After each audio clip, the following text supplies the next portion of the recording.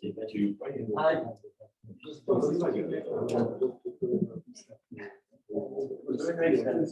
That's something like that. Even though it was online, I would like to say like it better.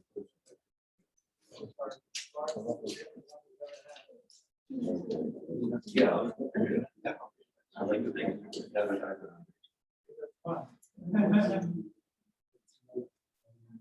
but the one you had before that, the massacre, you didn't let the question go by. I had to, and I had a big simple question. I had a phrase in my tours. You used to read the answer. And he did not protest. But I phrase the very no. Yeah, but I always looked at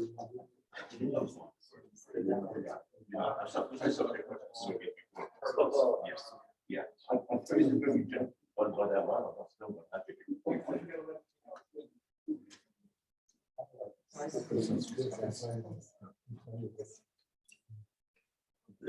the Bible. Give it up.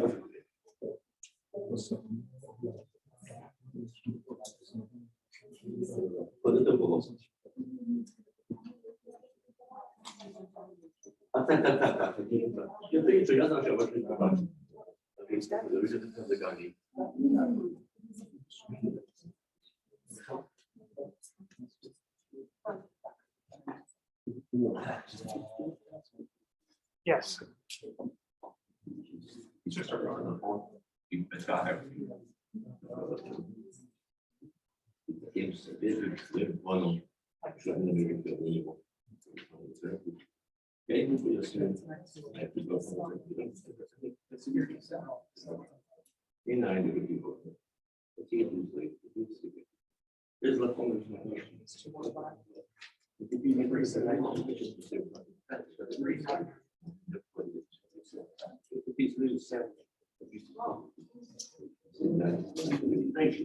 I'm not running a popularity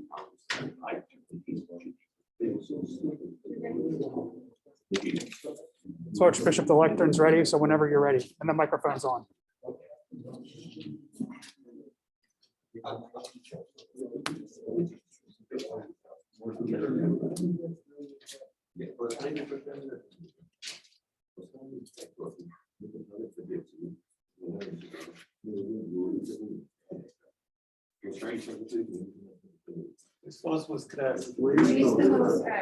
Dear sisters and brothers, your students joining us online, and all people who are joining us online, in the name of the St. Sophia Society Association and Basilian Spirituality Center and all other co-organizers, it's my pleasure to announce to you the resurrection of the Lord.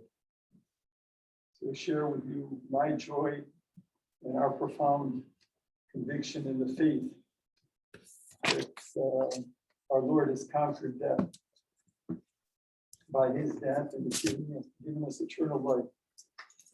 And it's almost 20 years ago that with this faith, John Paul II came to Ukraine. This morning is an opportunity to reflect upon this. Before we begin our reflection, let us begin with this triumphant hymn. Christos voskresis, смертю смерть подолав, і тим, що в гробах життя дарував. Христос воскрес із мертвих, смертю смерть подолав, і тим, що в гробах життя дарував. Christ is risen from the dead, battling death by death, and to those in the tombs bestowing life. Нам дарував життя вічне, поклоняємося його придатку воскресенню.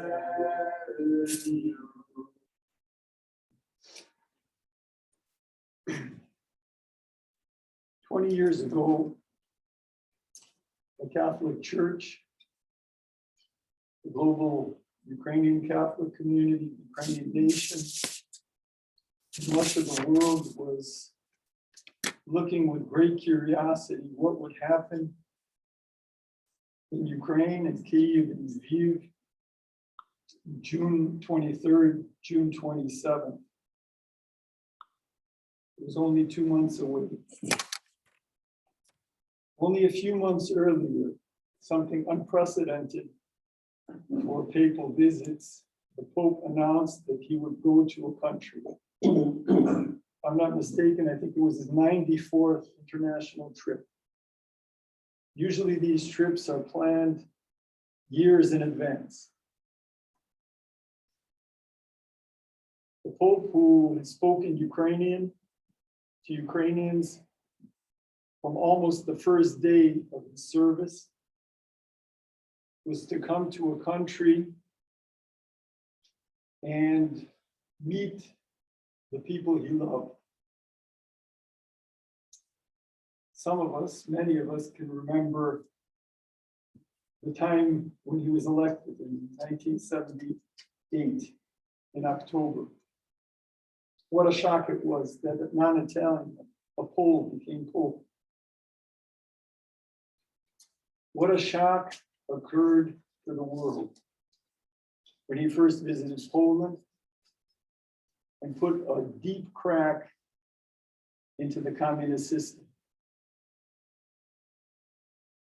Most of our students have no idea of what communism was like, what totalitarianism really did, and how tens of millions of people suffered. Between Albania and Estonia, Vietnam and China, 2 billion people lived under the yoke of atheistic communism, and some of them do to this very day. The crumbling of the Soviet Communist International brought freedom to hundreds of thousands of people and brought freedom to our church in Ukraine. Our church had been the biggest illegal church in the world for 45 years, the biggest social body of opposition in the Soviet Union.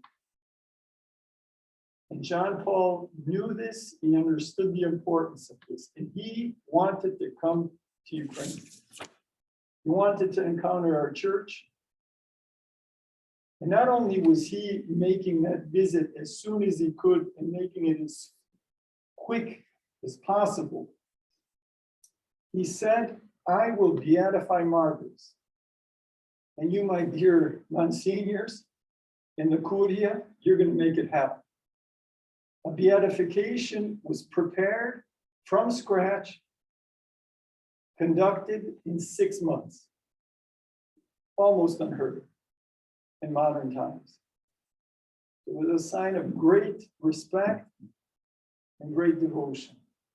And the Ukrainian people responded, the world responded. From a humble perspective of somebody to ask to work on 2 aspects of preparation, I can tell you that the excitement and the mobilization was incredible.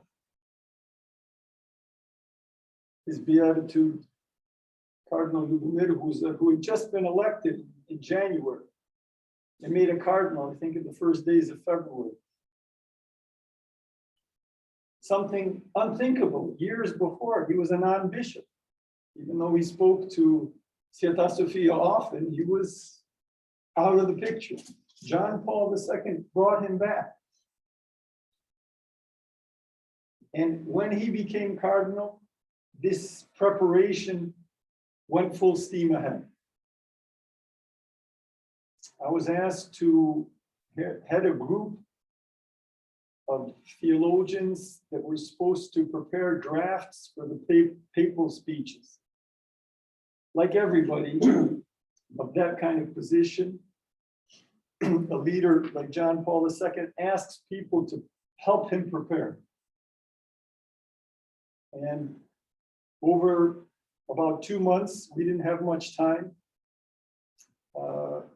We were asked to draft the 11 speeches to make sure they responded to the proper range of issues that face the country, the people, the church, post-Soviet society. Much could be said about that process. The other perspective that I was privileged to say experience was dealing with the press. Over 1,000 journalists before the visit, during the visit, covered this story. Probably never before had Ukraine been in the global communications focus as it was in those months and in those days.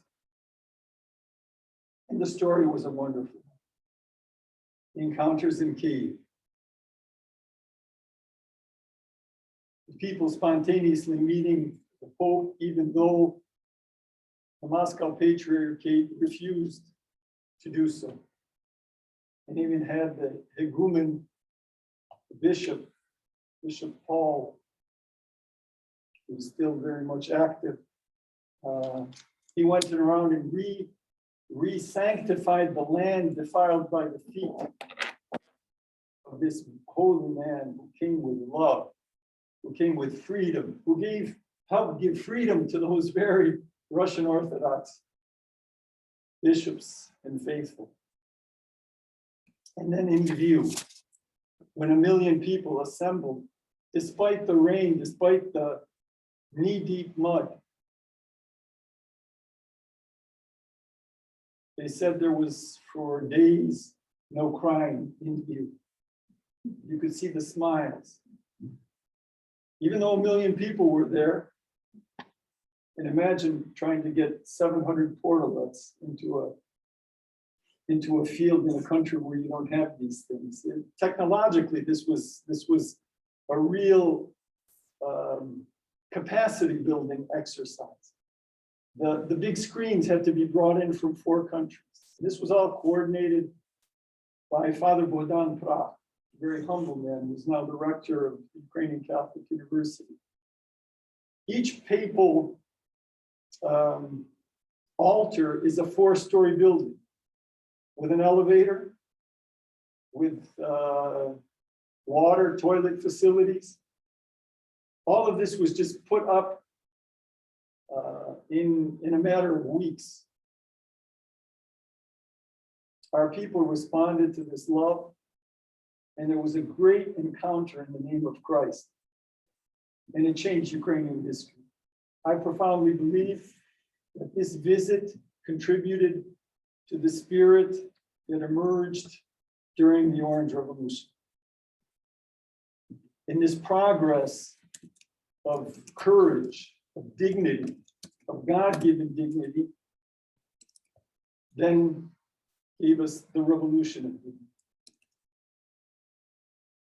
I want to thank the organizers, Irina and the leadership of Sveta Sophia, for convening us for this reflection. It was an incredible moment in history. It was a moment in salvation. It was prophetic, and its fruits are still coming forth. God bless our reflection. And may St. John Paul II, who loved our church so much, be with us and pray for us before the Lord in this time of new challenges for humanity, for Catholics, for Christians, for Ukrainians, and for each and every one of us. God bless you all.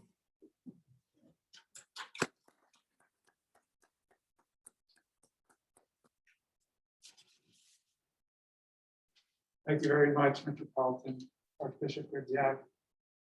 And I don't know how well each of you have dug into Archbishop's background and history, but I think that it's clear and fair to say that his works have been miraculous in Ukraine, in Paris. And I think you should watch closely his work right now, because the act of becoming miraculous, his current work, is something to witness. So thank you very much, Archbishop, and thank you, Irina. Thank you to St. Sophia Religious Association of Ukrainian Catholics. Thank you to the Basilian Spirituality Center, Sean, the Sisters of St. Basil the Great, for inviting me to help moderate for today. So we're going to have 4 speakers, and I'm going to go through them in the order in which they will speak. I'm going to share their biographies with you. Can you all hear me okay? Yes. Okay, good. I'm going to share their biographies with you, and then we will launch into the first speaker. Before I do that, I do want to just mention for a quick side note here that St.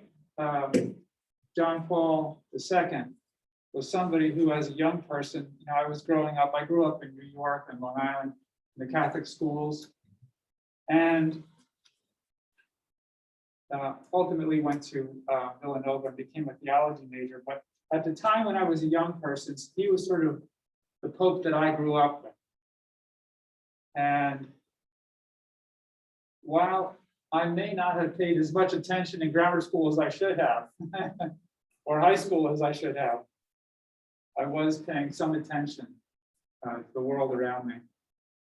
And what I had gained from watching him being witness to his works is an understanding of the sense of love that he shared with the world and acting on Christ's behalf in doing that.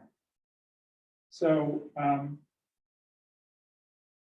when he died, I felt a real sense of loss there, and we've been blessed with some wonderful popes since then as well.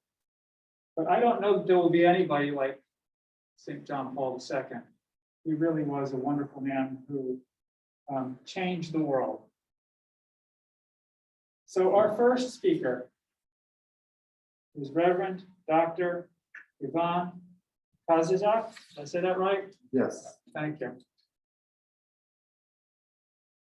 Reverend Gudziak is an ordained Ukrainian Catholic priest who has served the parishes and institutions of the Stanford Eparchy for over 35 years. He received his doctorate in religious studies with honors from Fordham University in the Bronx, New York. Been there a few times. He has a focused research on Ukrainian Catholic history.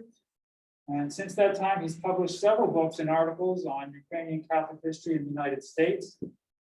At present, Reverend Gudziak is working on several church publishing projects. The main energies, however, are dedicated to the pastoral service of 2 parishes, Holy Trinity in Kershonken, New York. Proposal. Okay, thank you. It's a part of New York I didn't grow up in. It's an Indian. And St. John the Baptist in Hunter, New York. So why don't we welcome the Reverend Dr. Gudziak.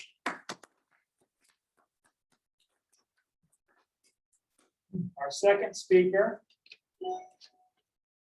is going to be our own Irina Ivankovich, translator, linguist, literary critic, editor, born in Ukraine, received her master's degree at the University of Warsaw Institute of Applied Linguistics in 1999, Doctor of Philosophy of the Ukrainian Free University in the field of sociolinguistics.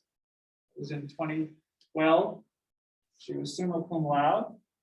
I know what that means because, the whole thing with Manor College, but really exemplary.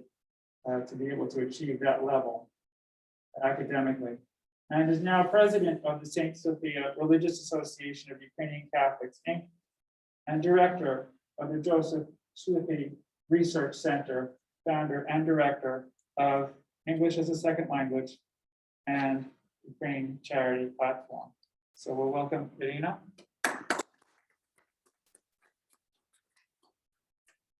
Our third speaker will be Andrew Sorokowski. He's online. Online, okay. Andrew, can you see us? We can see you. Welcome, Andrew. Andrew was born in Hartford, Connecticut in 1950, received his BA in History and Comparative Literature from the University of California, Berkeley in 1972, an MA in Religious Studies from Harvard University in 1975, and a JD from the University of California, Hastings College of Law, 1979. He was admitted to the California Bar in 1980, received a PhD in History from the University of London School of Slavonic and East European Studies in 1991, with a dissertation on the Greek Catholic parish clergy in Galicia, which was 1900-1939 for that dissertation. So let's welcome Dr. Sorokowski.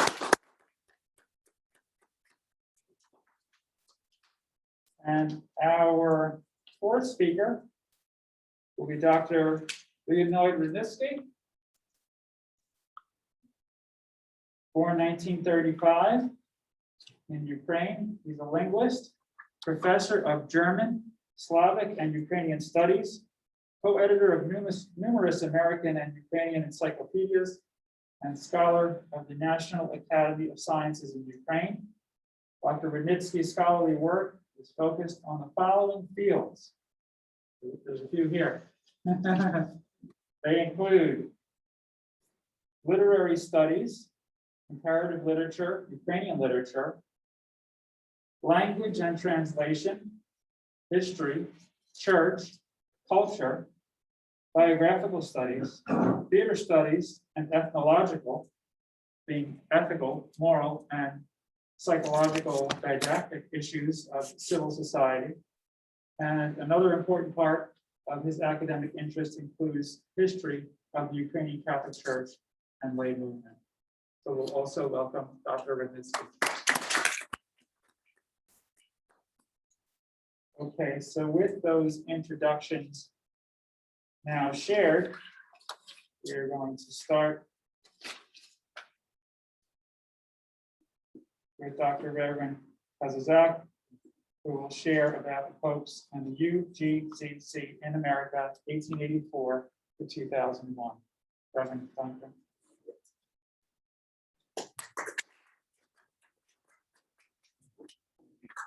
Thank you for your kind introduction. I'll speak a little bit louder. Is this overbearing or can you hear it well? Perfect. People have been trying to get a muzzle on me for a long time. I like to always start with some humorous stuff, even though this is a very serious thing. One of my friends told me that the scariest thing to read in Braille is "don't touch." But he was a funny man who tried to start an a cappella orchestra, so I don't listen to him much. Here we have a picture of Pope Paul VI. Pope Paul VI was the person who was sent as an emissary when Andriy Sheptytsky was incarcerated in Poland in the 20s, and he stayed with him several days celebrating liturgy. This is just a sign of how close the papacy is to and was to our Ukrainian Catholic Church. But before we get into the main theme of my talk, which is the popes and the Ukrainian Catholic Church in the United States, let's start at the beginning. Let's go to the sacred scriptures. Jesus called two brothers who were fishing by the Sea of Galilee, Andrew and his brother Simon called Peter. Jesus would later cure the mother-in-law of Peter. He watched while Peter walked on water but was overcome by his circumstances. Peter also declared that Jesus was the Savior, and Jesus built his church on this rock, and the gates of hell will not prevail against it. However, just a few verses down from that appointment, in the Gospel of Matthew, he calls Peter this: "Get behind me, Satan. You are an obstacle in my path because the way you think is not God's way, but man's." In the end, it is always the Savior of the world and the church that keeps the Pope grounded. In Luke, we read, "Simon, Simon, Satan, you must know, has got his wish to sift you like wheat. But I have prayed for you, Simon, that your faith may not fail, and that once you have recovered, you in turn must strengthen your brothers." Why is this important? Because in dealing with any organization and any bureaucracy, we run the risk of being stagnant by not being critical, by not thinking, by not challenging those who have been given authority, understanding that our challenge, that our critique is there for growth, not for derision, not to challenge someone to hurt them, but to help them lead. Peter and Paul had this relationship where Paul challenged Peter when in the city of Antioch, Peter began to act in a way contrary to the gospel. And so in Galatians, Paul reprimands Peter in this manner: "When Peter came to Antioch, however, I opposed him to his face, since he was manifestly in the wrong. His custom had been to eat with pagans, but after certain friends of James arrived, he stopped doing this and kept away from them altogether, for fear of the group that insisted on circumcision. The other Jews joined him in this pretense, and even Barnabas felt himself obliged to copy their behavior. When I saw that they were not respecting the true meaning of the good news, I said to Peter in front of everyone, in spite of being a Jew, you live like the pagans and not like the Jews, so you have no right to make the pagans copy Jewish ways."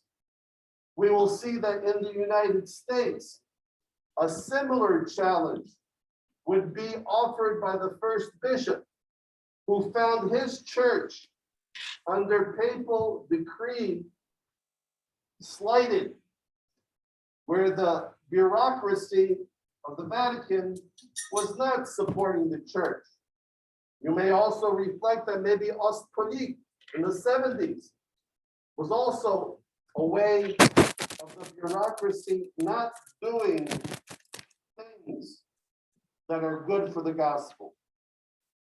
While under the guidance of the Holy Spirit and sacred scripture, we were given many failures in the original church. Even when Jesus died, the disciples didn't ask for his body. Joseph of Arimathea and Nicodemus were the ones who took care of the funeral, while others ran. So truly, even Pilate said he knew that it was out of jealousy that the religious bureaucracy had handed Jesus over to death. So I think it is true, often, the only thing wrong with religion is that we are in it, with our weaknesses and our insufficiencies. We are called to respect authority. We're also called in charity to challenge some actions. In parish life, you always point to the authority of the Pope as something to be valued. The Pope is appointed by the Lord, and the papacy as an institution was very valuable to the Ukrainian Catholic Church in America. I would like to, please change the slide, go back to this picture. This for me was one of the most important examples of papal prayer. I was in that cathedral in October in that year of 79 when the Pope came to visit. And I remember when he walked in, everyone was standing on the pews. Everyone was clapping. They were even shouting beautiful things. And there were chairs set up in front of the icon screen. Pope John Paul II went around the chairs. He went by the bishops and the prelates there, and he kneeled down in front of the altar and prayed. And the entire cathedral quieted down, and we prayed. Never to forget who you are in relation to the one who leads us, the Lord, is important. Please go on. This is a picture of those gathered that day. One more, please. Just a reminder of how, when I asked Bishop Lawson, was there anything that the Pope said? And he said he looked at the mosaic and said, how beautiful. Please go on. I had to put Bishop Lawson in, he ordained me, part of my contract. And here, there's a summary. I would like to show just in a few short citations of how the road to an episcopacy in the United States would have been impossible without the papacy. In 1902,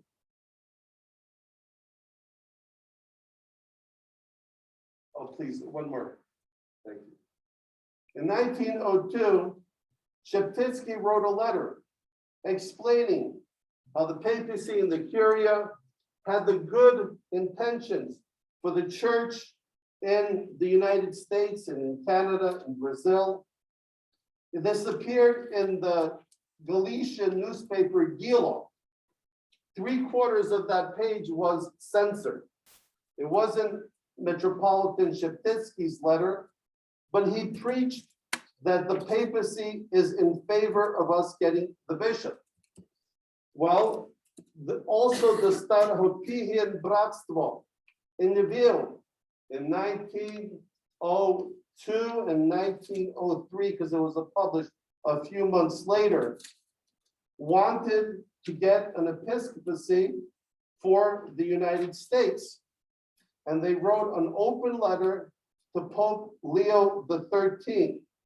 Why is this important? Because perception often makes reality. If you think the Pope can do something, he often has the legitimate authority of the people to back up his authority canonically to do something. Well, in response to these two letters, the Selfreliance Bratstvo and Metropolitan Sheptytsky's letter in Gilo in 1902, that same year, Konstankevich and Bonchelsky, two priests in the United States, wrote a booklet called Unia v Americi, Desires of the Church in America, published by the Tovarystvo Ruskoj Cerkvi v Americi in New York, New York. These are the 5 things that they said. Initially, they told Sheptytsky, nice words, but come and see for yourself in the United States what we need.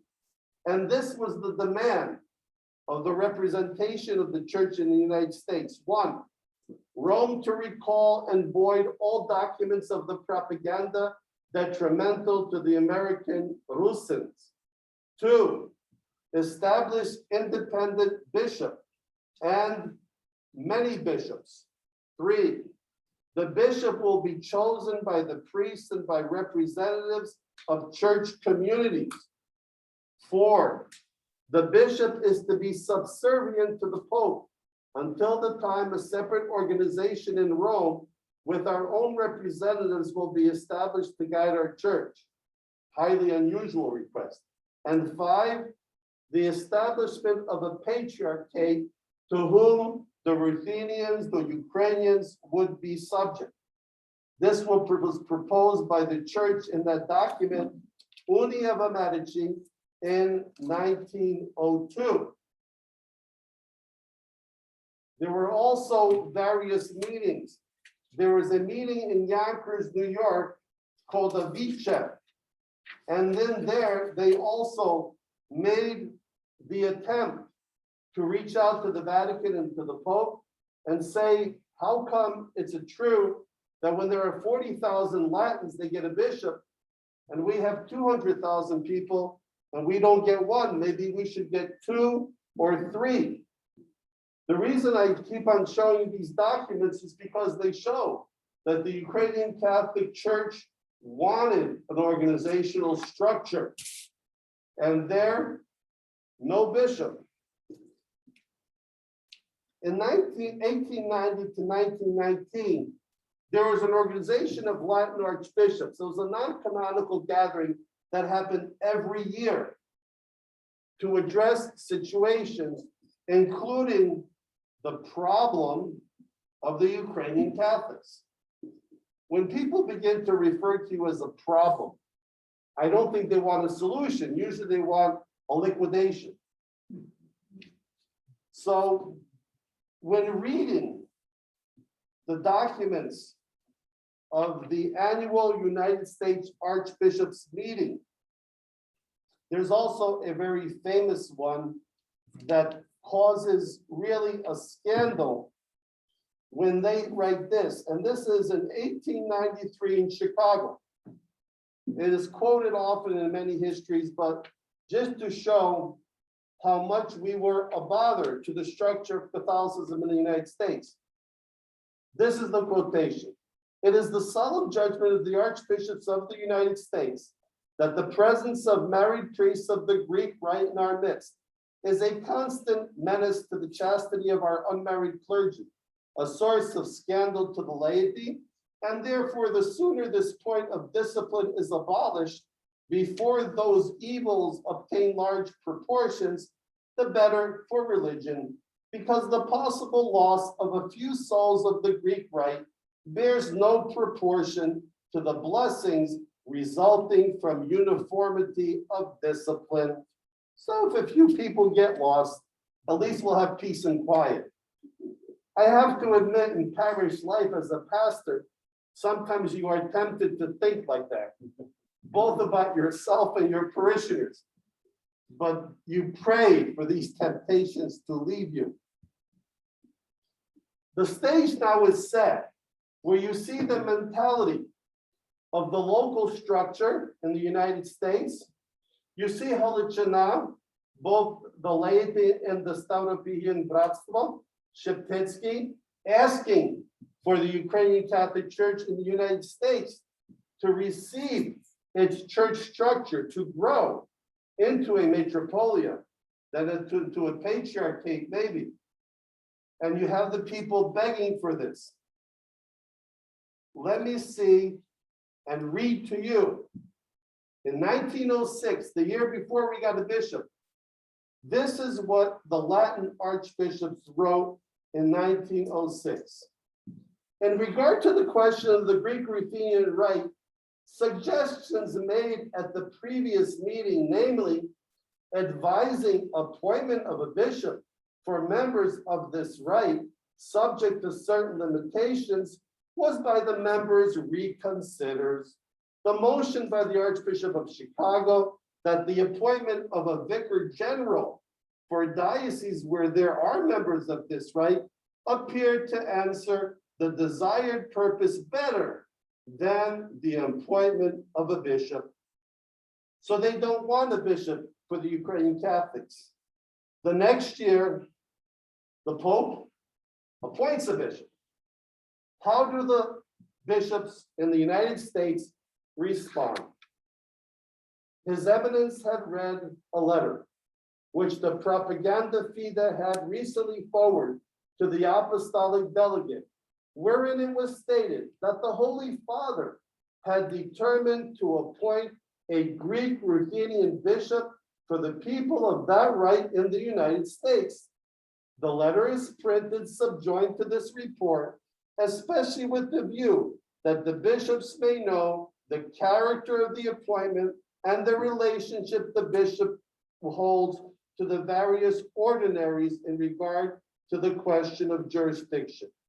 The appointment of the bishop for the Greek Ruthenian people was commended, having in regard the special needs of these people and the same time the unity of jurisdiction as expressed in the limitations of its appointment. It's a 180-degree turn. They don't need a bishop. A vicar general will suffice. The Pope names someone, the bishop says, good idea. Sounds good to us. Let's do the best we can. Now, in individual circumstances, it may not have turned out that way, but here you have the power of the papacy and also the perceived power in the American episcopacy, which was notably about 90% Irish. It was often called the hibernarchy because so many of the bishops had come in from Ireland and were dead set against the structures of the Ukrainian Catholic Church in the United States that would infringe on their own power. When Leo XIII died, Pius X was made Pope. A good friend or acquaintance of Metropolitan Sheptynsky, who was the one who had nominated Ortinsky as bishop for the United States. If you read the history of each of the popes, you will see that everyone in turn nominated bishops for new dioceses. In 58, granted us a metropolia. And when Pope John Paul II came to visit us in Philadelphia, he also confirmed the validity of our structures by his very presence. And let me end in this way. I believe I'm coming to the end of my talk, that we were in some cases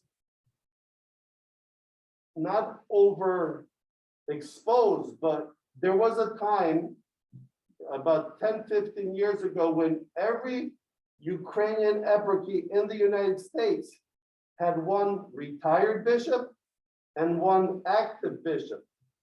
And when our present metropolitan was installed, it's the first time in the history of the Ukrainian Catholic Church that we had 3 living metropolitans, 2 retired, 1 active, for the same see.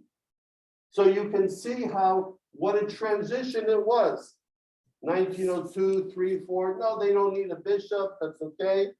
To now, we had so many bishops that the Vatican was trying its best. And the Pope had a solicitude so much for our church that when he became Pope, he called us and convened a synod in the Vatican. He came to visit us in Ukraine. He came to visit us in the United States.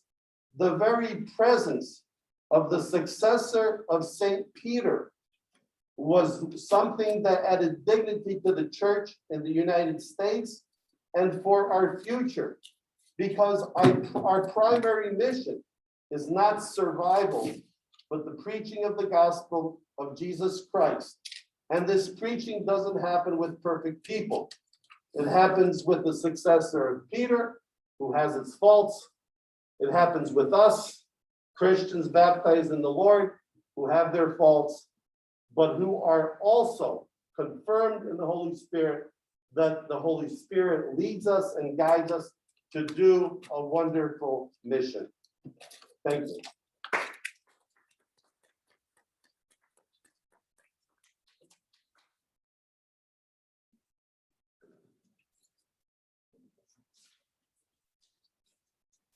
Christ is risen. He is risen.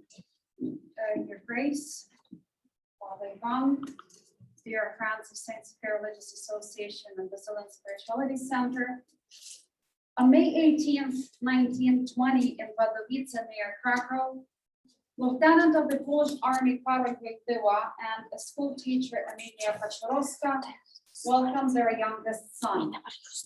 He was baptized Karol Józef Wojtyła. The same year, a 28-year-old priest of the Ukrainian Greek Catholic Church, Joseph Slipy, published an excellent research, The Teaching on the Holy Trinity by Byzantine Patriarch Photius. It appeared in French, German, and English scholarly publications. In November of 1920, Father Joseph Slipy continued his studies at the Gregorian University and the Pontifical Oriental Institute in Rome. It is here in Rome that the paths of the two sons of the Slavic peoples would cross for the first time during the Second Vatican Council. It is here in the cradle of Western Christianity that Pope John Paul II would bid final farewell to Cardinal Joseph Slipy in 1984. There are numerous parallels between the two hierarchs. To name a few: profound faith in God, charisma, polyglotism, missionary spirit, ecumenism, fight for national independence and religious freedom, resistance to totalitarian doctrine of communism, courage. Before the historic visit of Pope John Paul II to Ukraine in 2001, there was yet another parallel that media would discuss: his ethnic background.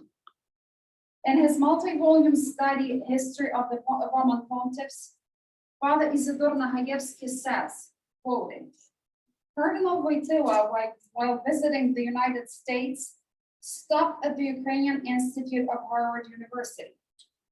In his speech, he mentioned that his mother, Emilia, of blessed memory, was Ruthenian, that is Ukrainian. It was she who taught Wojtyła to speak Ukrainian, which he uses in his addresses to the Synod of Ukrainian bishops and the Ukrainians when visiting our churches, end of quote. Both John Paul II and Joseph Slipy were targets of the KGB. Cardinal Slipy spent 18 years in Gulag camps. Karol Wojtyła was under surveillance of Polish secret services since 1953. Last but not least, the two were connected by literature. When the best-selling novel The Ship of the Fisherman by the Australian writer Morris West was published in 1963, the Ukrainian diaspora recognized the prisoner of the Siberian camps, Joseph Slipy, in West spoke Kirill Lakota. When in 1978, Karol Wojtyła was elected Pope, the world remembered the novel itself and its 1968 movie adaptation by Michael Anderson. This was due to the fact that according to the novel, for the first time, a Slav becomes Pope. Although erroneously, contemporary journalists searched for a prophecy of electing Karol Wojtyła in West's novel. On October 11th, 1963, Karol Wojtyła and Joseph Slipy participated in the 46th General Meeting of the Second Vatican Council. Cardinal Slipy was one of the speakers. Each speaker was assigned 10 minutes. Metropolitan Joseph Slipy spoke for about 20 minutes, an exceptional attention of those present. His address was marked by the clarity of ideas and depth of theological argumentations. He spoke in a clear, resonant, and firm voice. The fathers of the council saw not only the heroic confessor of faith, but an outstanding theologian and a great shepherd who is aware of contemporary problems of Christ's church. He puts them in the light of the suffering Ukrainian church and all those who suffer with it. A proposal was made to elevate the Metropolitan of Kiev and Galicia to Patriarchate. Bishop Andriy Rabiy observed that a number of bishops considered it an honor to personally express their gratitude to the prisoner of the Soviet camps, to take a picture with him, or even to kiss his hand. Speaking of the mountains of corpses and the rivers of blood sacrificed by the Ukrainian people for their fidelity to the Apostolic See, Joseph Slipy drew attention of the auxiliary bishop of Krakow, Karol Wojtyła, who would cite the cardinal's words on a number of occasions. Later, outside of the Vatican, Cardinal Karol Wojtyła, Archbishop of Krakow, and his beatitude Joseph Slipy met in February 1973 at the Eucharistic Congress in Melbourne, Australia.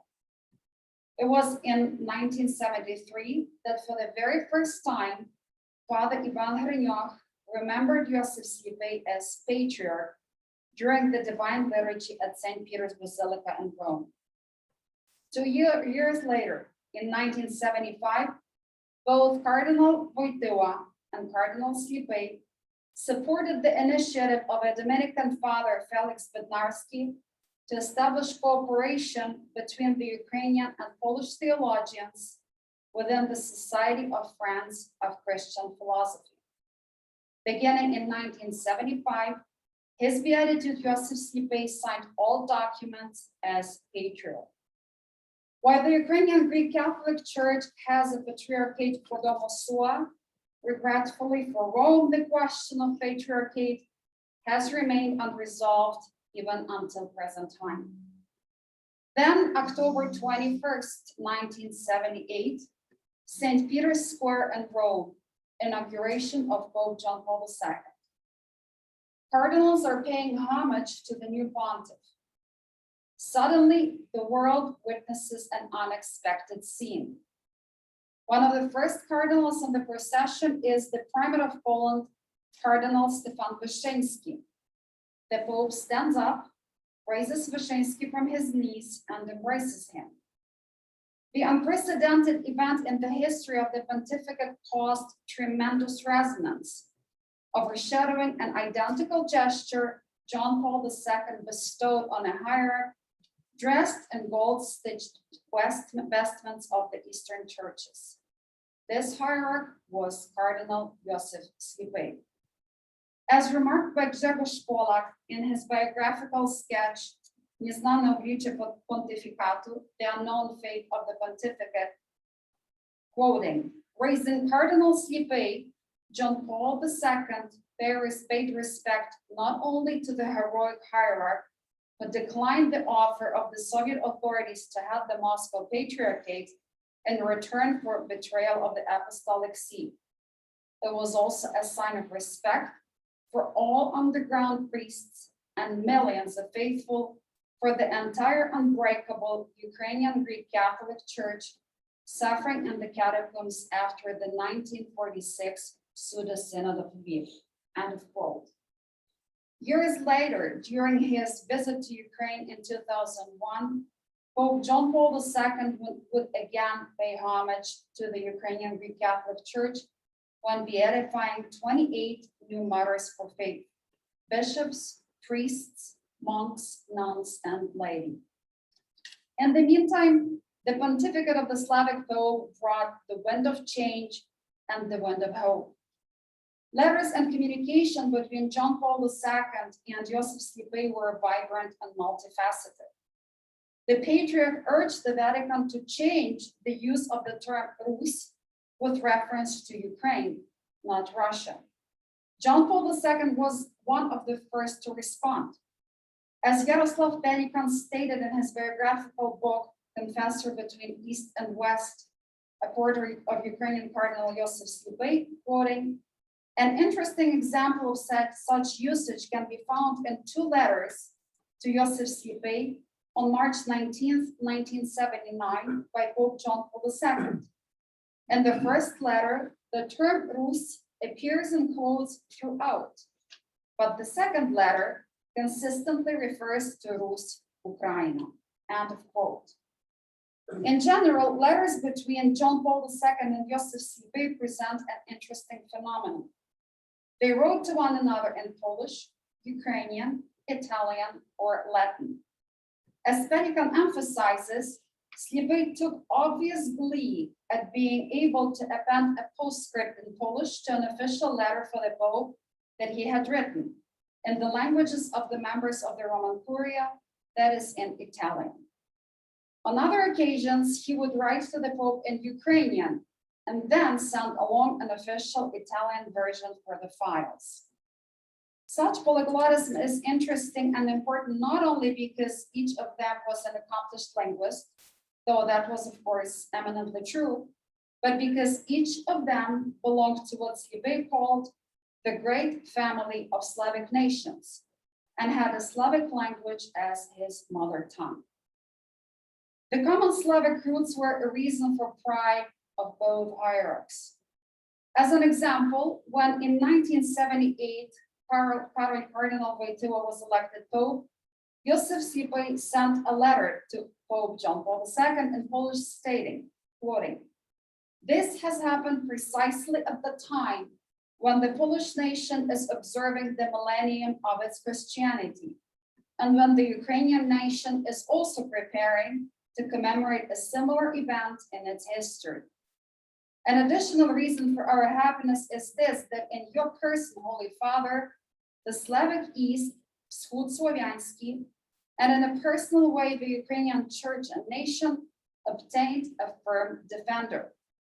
Who can better succeed in understanding the Slavic soul than a son of the nation, the great family of nations, which had its apostles, Cyril and Methodius, who found understanding and aid for their work only in the successor of Peter in Rome," end of quote. The letter was acknowledged in cordial terms by Pope John Paul II. And before mentioned biography, Pelikan noted that in another letter to Pope John Paul II, this time in Italian, Slipy pointed to an interesting fact, recalling that Cyril and Methodius had been pupils of the schismatic Patriarch of Constantinople, Plotius, about whose Trinitarian theology Slipy had written a considerable length in 1920-21, and were sons of the East and of Byzantine culture, but they had manifested the true Catholicity of the Church. Thus, they were the precursors of authentic ecumenism. This ecumenism and universality of the Church was again emphasized by Pope John Paul II during the first visit to his homeland after being elected Pope. It would subsequently bring considerable political changes, not only in Poland, but in all of Central and Eastern Europe. Grzegorz Polak wrote in his biographical sketchbook, quoting, "Upon electing Karol Wojtyła Pope, the head of the Greek Catholics issued an address stating that a Slavic Pope would understand better his neighbors, referring to John Paul II's predecessors. He, Slipy, expressed hope that the new pontiff would support the Ukrainians' quest for freedom, as he himself was a courageous fighter in the battle with godless doctrine.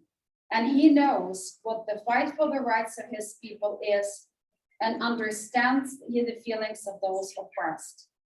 Slipy renewed his plea to Pope John Paul II not to sacrifice Ukrainian church in the dialogue with Moscow. Nihil de nobis sine nobis.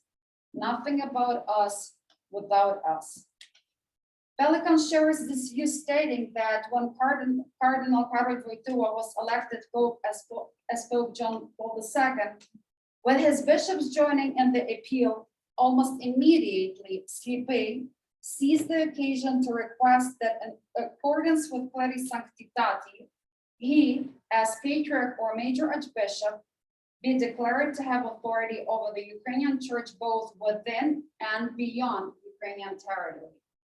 And when Pope John Paul II on March 19, 1979 wrote to Slipy in Italian about the need to create a stable canonical form for the unity of the hierarchy of your church, Slipy wrote back in Polish to say that these words of your holiness implicitly contain the envisagement of recognition Shevediana Viznania of our patriarchate. And for this, we are thankful from the bottom of our hearts. He enclosed copies of all letters on the subject to the Holy See since 1963. Implicit or not, and most certainly not explicit, recognition of the Ukrainian Patriarchate by Rome remained a vain hope to the end of Slipy's life.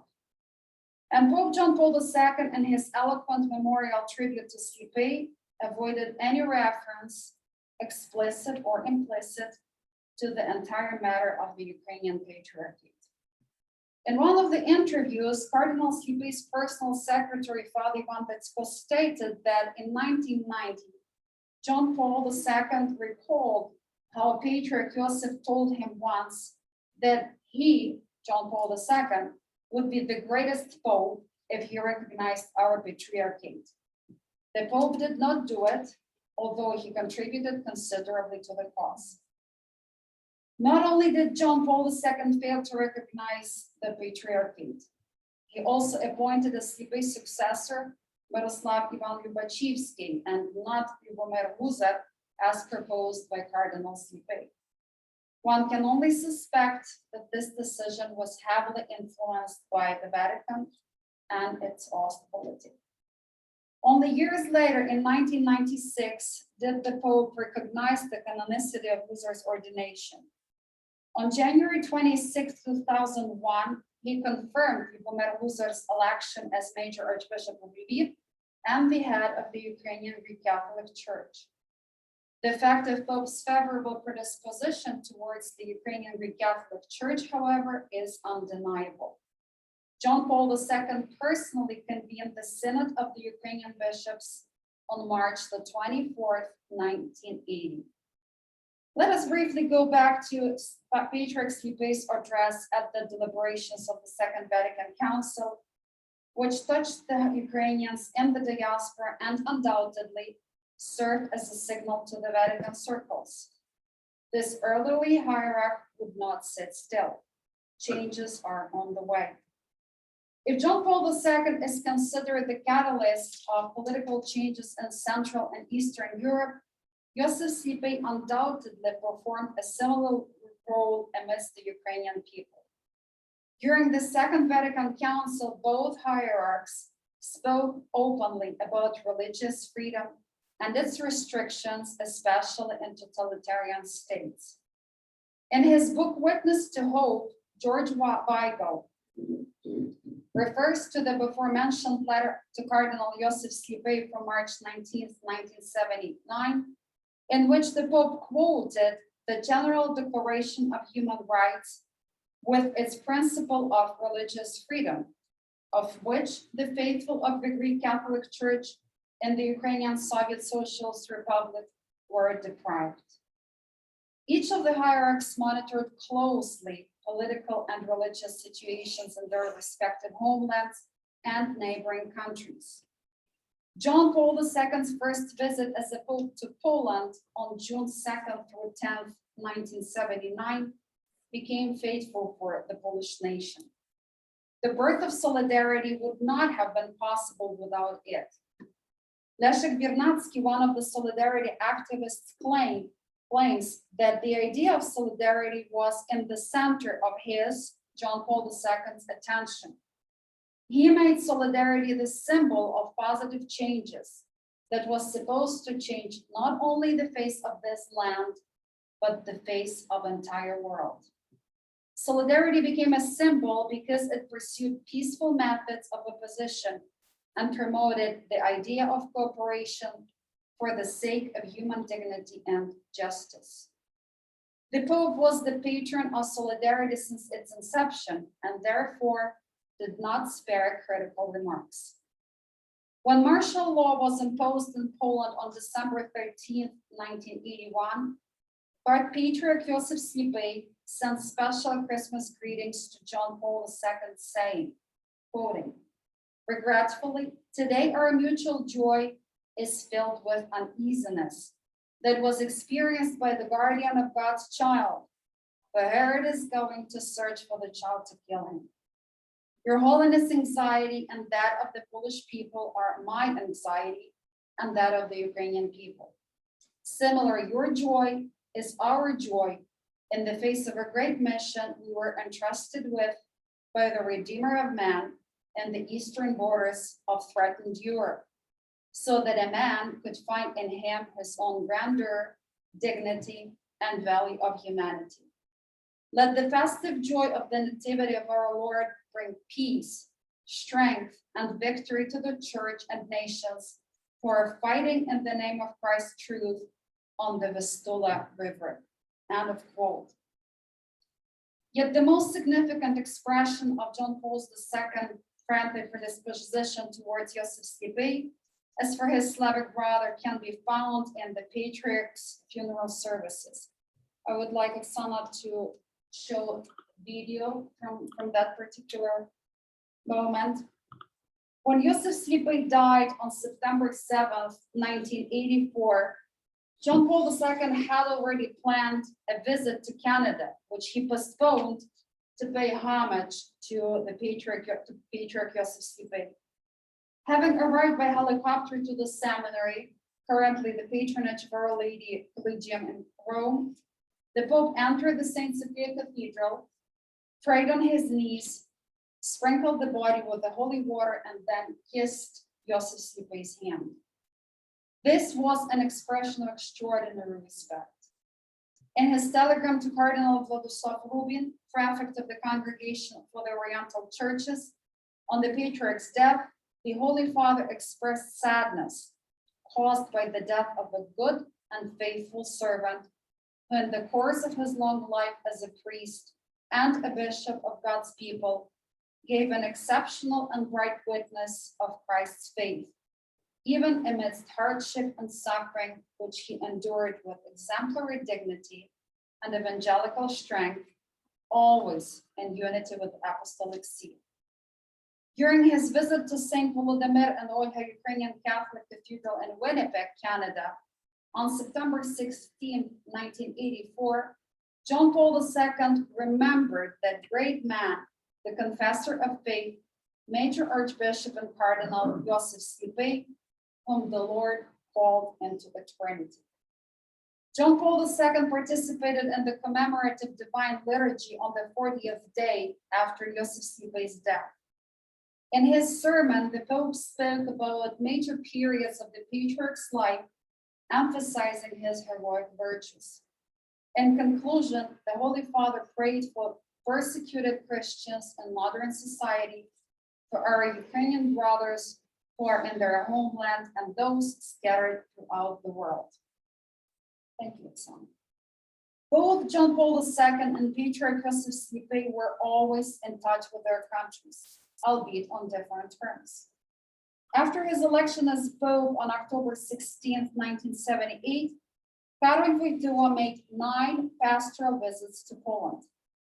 Arrested on April 10, 1945, Joseph Sliepy returned to Ukraine only posthumously. In accordance with an agreement between the Vatican and the Soviet Union, he was exiled from the USSR without the right to return.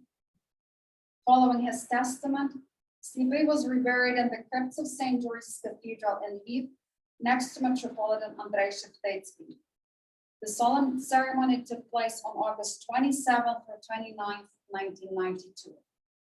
It was in Lviv, during his pastoral visit to Ukraine on June the 27th, 2001, that Pope John Paul II beatified 28 new martyrs of the Ukrainian Greek Catholic Church.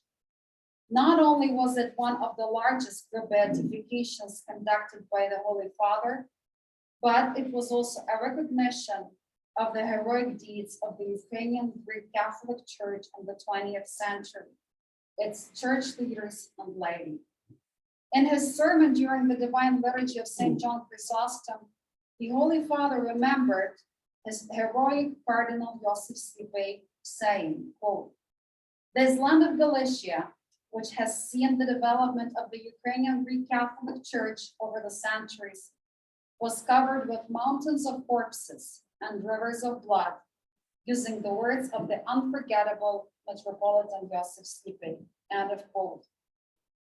Pope John Paul II died on April 2nd, 2005. He was beatified on May 1st, 2011, and canonized on April the 27th, 2014.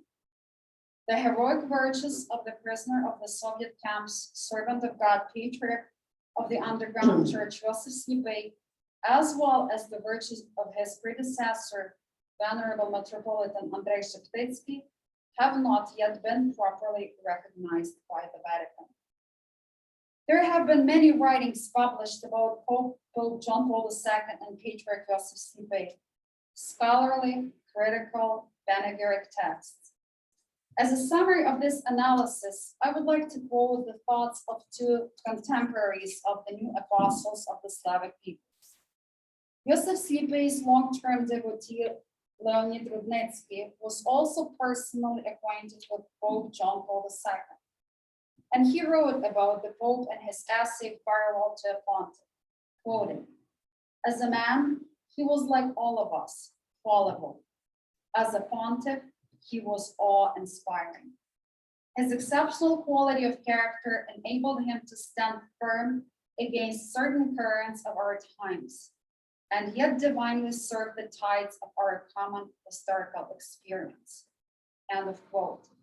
The most accurate analysis of Patriarch Yosef Slipy was given by Yaroslav Pelikan, who said, quoting, "He built better than he knew. All of Christendom, East and West, continues to stand in his stead." Thank you.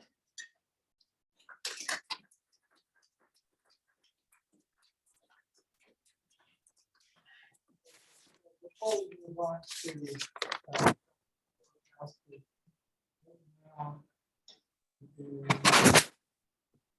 11:18, is that right?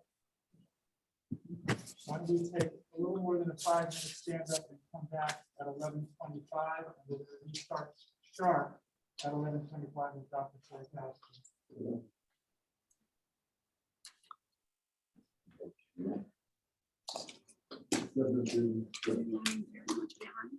Say it again. Are we running very much behind?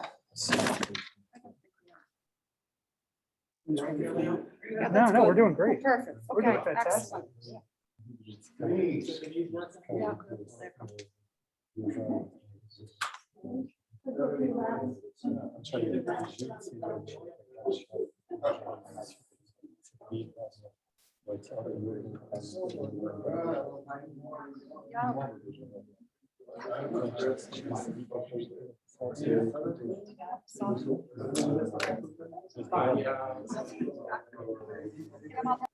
Два рази бачили папу вже коли були в 96-99 році. Було таке неймовірне пережиття справді.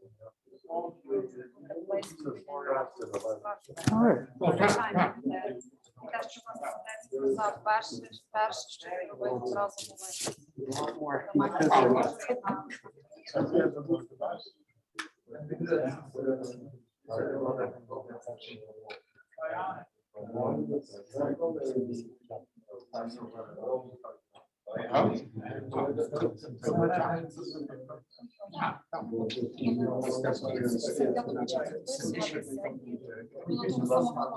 What's going on? So, yeah. Sorry, labyrinth over here in the corner.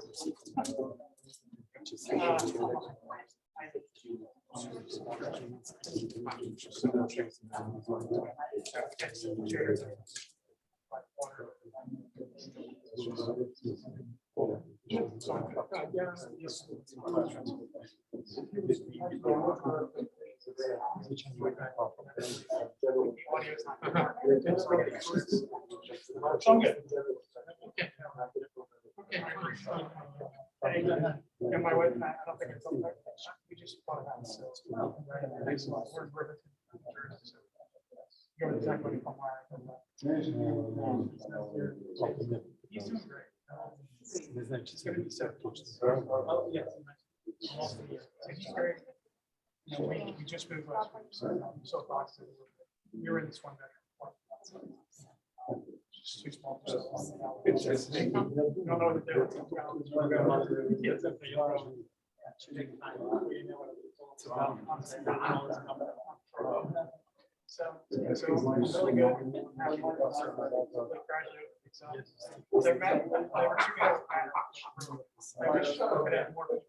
was a small group.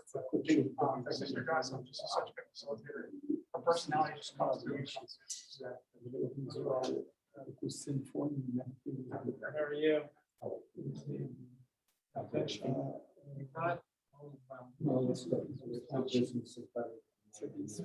Sean McLaughlin, I'm the director.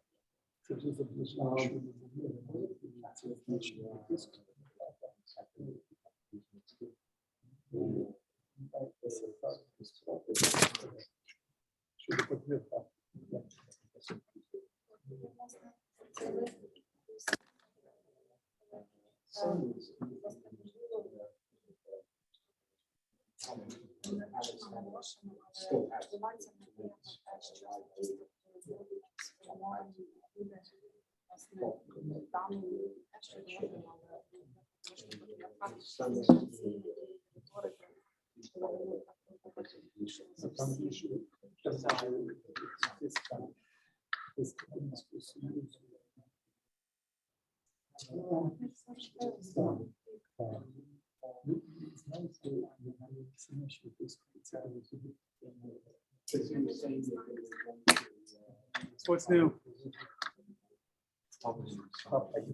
I saw.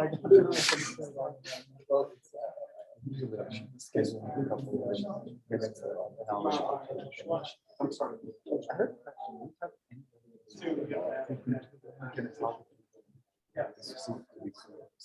I'm sure it's fun.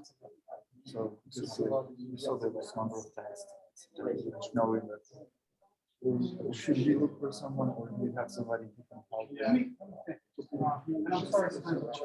No, you know, so for this reason, like one of the ways we have so that we have like probably a group of people who can make to cover up for some up. Sure. And basically, we know on Tuesday how many lectures we will have. We don't have all of them. Sometimes it's just first reading, sometimes we write some. And we thought like probably if we know we have more people, so we can like say, okay, this takes work to be back to this. That's a great idea. Continue to make we cannot reach like that every week. And I enjoy it. One thing about the contract. Right. I'm really, when I found out, it looks so professional. It's such a, it looks so much better. Yeah, well, you can tell. It looks like it's a natural thing. So I really noticed. I'm really personal. I'm looking forward to it. Mariana? Yeah.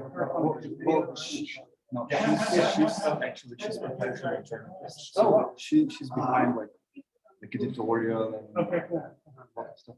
There's a Helena, she does the video. Helena, that's right. I'm really looking forward to that.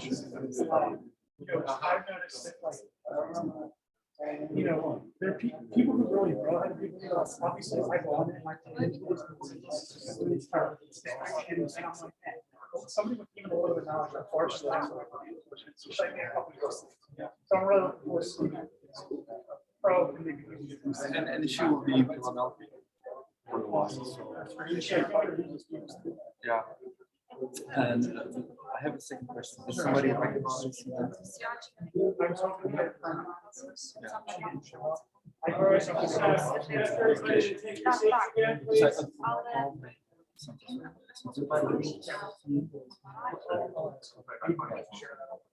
Yeah, if you will do something like English Ukrainian, you can call it.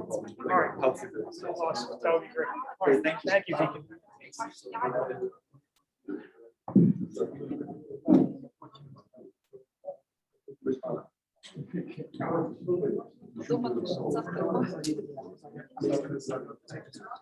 Dr. Sarkowski, welcome.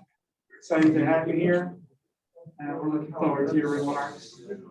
Please feel free to proceed.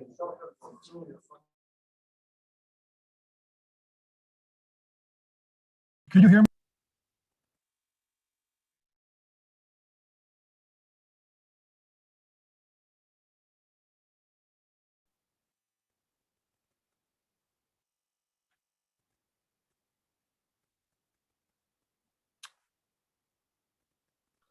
Can you hear me now? Yes. You can, all right. May I start or?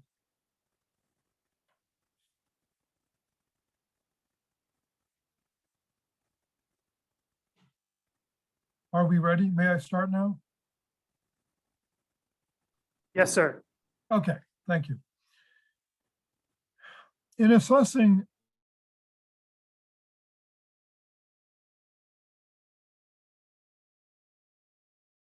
John Paul II, symbolized by his visit in June, Dr. Andrew, I'm sorry. Can you restart because you were frozen just as you began? it deals with, that is, dualities or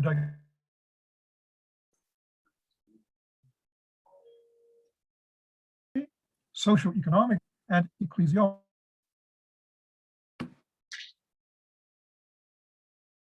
ways to deal with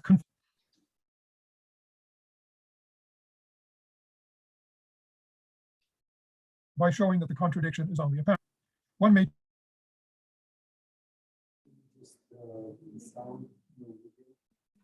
may recognize and accept the conflict without attempting to resolve it. Let me see. The two divergent elements. In dealing with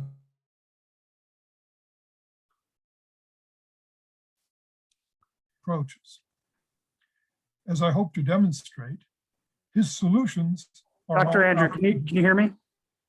I can hear you, yes. I'm sorry. Can Can you you hear me? begin? We had a lot of trouble understanding you, so I turned off your video. That way we can at least hear you.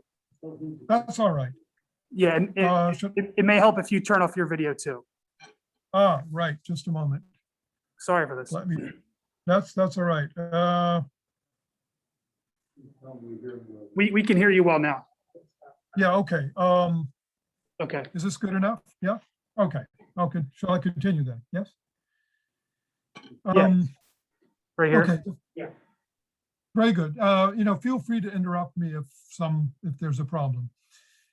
The first binary we shall deal with is philosophical, that of faith and reason.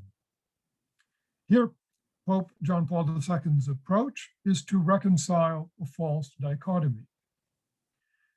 As historian Paul Johnson once pointed out, the Polish pontiff was not technically a theologian. He was rather a philosopher of religion, though one certainly better equipped than any other modern pope to engage with the theologians on their own ground. As a philosopher who had confronted communism in both theory and practice, he was well equipped to deploy a philosophical critique of Marxism-Leninism. In fact, his favorite philosopher, Leszek Kolakowski, was a former Marxist who understood the ideology and its refutation inside out. By making Marxism-Leninism an official ideology, the USSR, and thus Ukraine, had become intellectually frozen in 19th century thinking. It was trapped by post-Enlightenment ideas that more advanced thinkers had outgrown. Among them was the supposed contradiction between faith and reason, sometimes expressed as a conflict between science and religion. This conflict was the stuff of countless publications disseminated by the League of Militant Godless and innumerable speeches and rallies organized by the Communist Party of the Soviet Union. The party's anti-religious policy fluctuated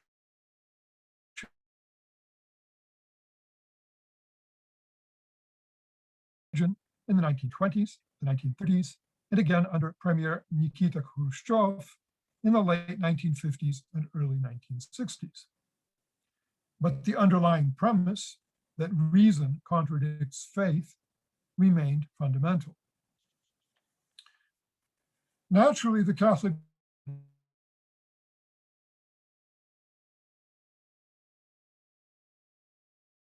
Pope St. John Paul II argued that faith and reason need each other.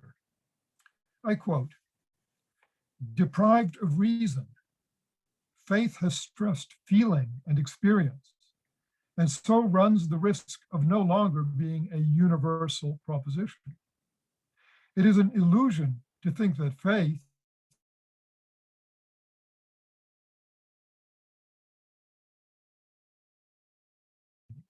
on the contrary, faith then runs the grave risk of withering into myth or superstition. By the same token, reason, which is unrelated to an adult faith, is not prompted to turn its gaze to the newness and radicality of being. Reason, of course, is not to be confused with materialism or scientism, which deny the reality of anything beyond observable fact. And the pastoral constitution of the Second Vatican Council, Gaudium et Spes. I quote, "Intelligence is not confined to observable data alone.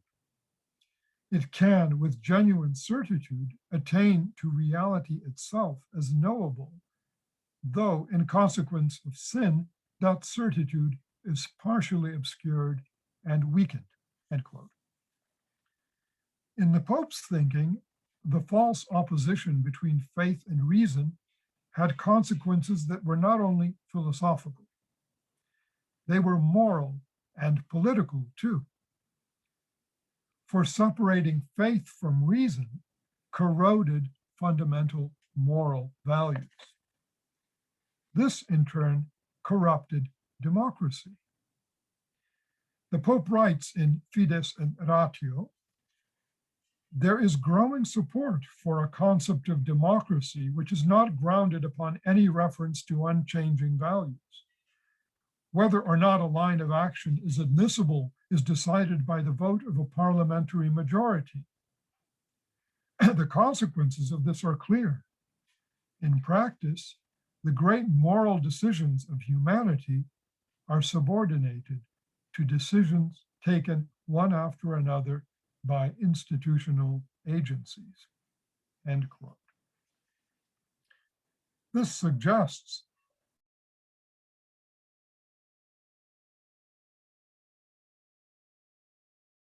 to post-Soviet as well as reality. For philosophically materialist notions about faith and reason, not confined to Marxism, survived the demise of the USSR. While Marxism-Leninism has been discredited, neither Marxism itself nor other post-Enlightenment philosophies have been entirely abandoned. Only a fraction of the post-Soviet intelligentsia appears to have adopted a Christian worldview. European post-Marxist or neo-Marxist ideologies have enjoyed a certain vogue among intellectuals. Postmodernism, while dismissive of Marxism, is equally dismissive of Christian philosophy and theology. While the Pope refers in Fides et Ratio to unchanging values, postmodern thought rejects the immutability of truth, as well as the existence of external objective laws of good and evil, of ethics and morality. Indeed, it questions the very existence of truth. As such, postmodern thought cannot be said to be rational. Thus, the problem of faith and reason remains current. But this time, it is the Church that appears to stand on the side of reason. Are the lessons of Fides et Ratio heeded in Ukraine? The encyclical is well known there. It has been translated and made available in Ukrainian. For example, it is carried on the website Zbruch and on that of the Drohobych Theological Seminary. In 2018, Reverend Mikhailo Cherenkov provided a Protestant commentary on this encyclical. Today, the coronavirus crisis has highlighted the problem of faith and reason. Some Orthodox Church leaders have insisted that sanitary public health precautions should be ignored in matters affecting church services customs, and rituals. Thus, for example, they insist that the Eucharist cannot carry the virus, or that public gatherings in confined spaces carry no risk of spreading the disease. Such attitudes only confirm the accusation that faith is opposed to science and thus to reason. On the other hand, most Catholic Church leaders have pointed out that taking sanitary precautions is required, not only by the duty to preserve one's own health, but to safeguard that of one's family and one's fellow human beings. To tempt the Lord by deliberately exposing oneself and others to danger is to rely excessively on divine mercy, a sin against the Holy Spirit. Another area where faith and reason should work together is environmental policy. Catholic environmental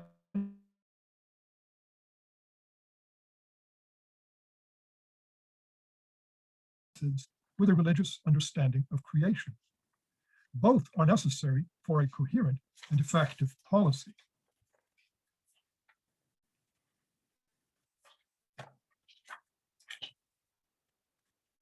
The second binary that we shall deal with is that of communism and capitalism. Here, the Pope's approach is to indicate an alternative course. During the Cold War, the thought was sometimes expressed that if Christians had really behaved in a Christian manner, communism would never have arisen. Indeed, 19th century capitalism was not an ethically Christian phenomenon. And historically, in some countries, it did lead to communism. We think of capitalism and communism as opposites. But this is a false binary. In a way, they are two sides of the same coin.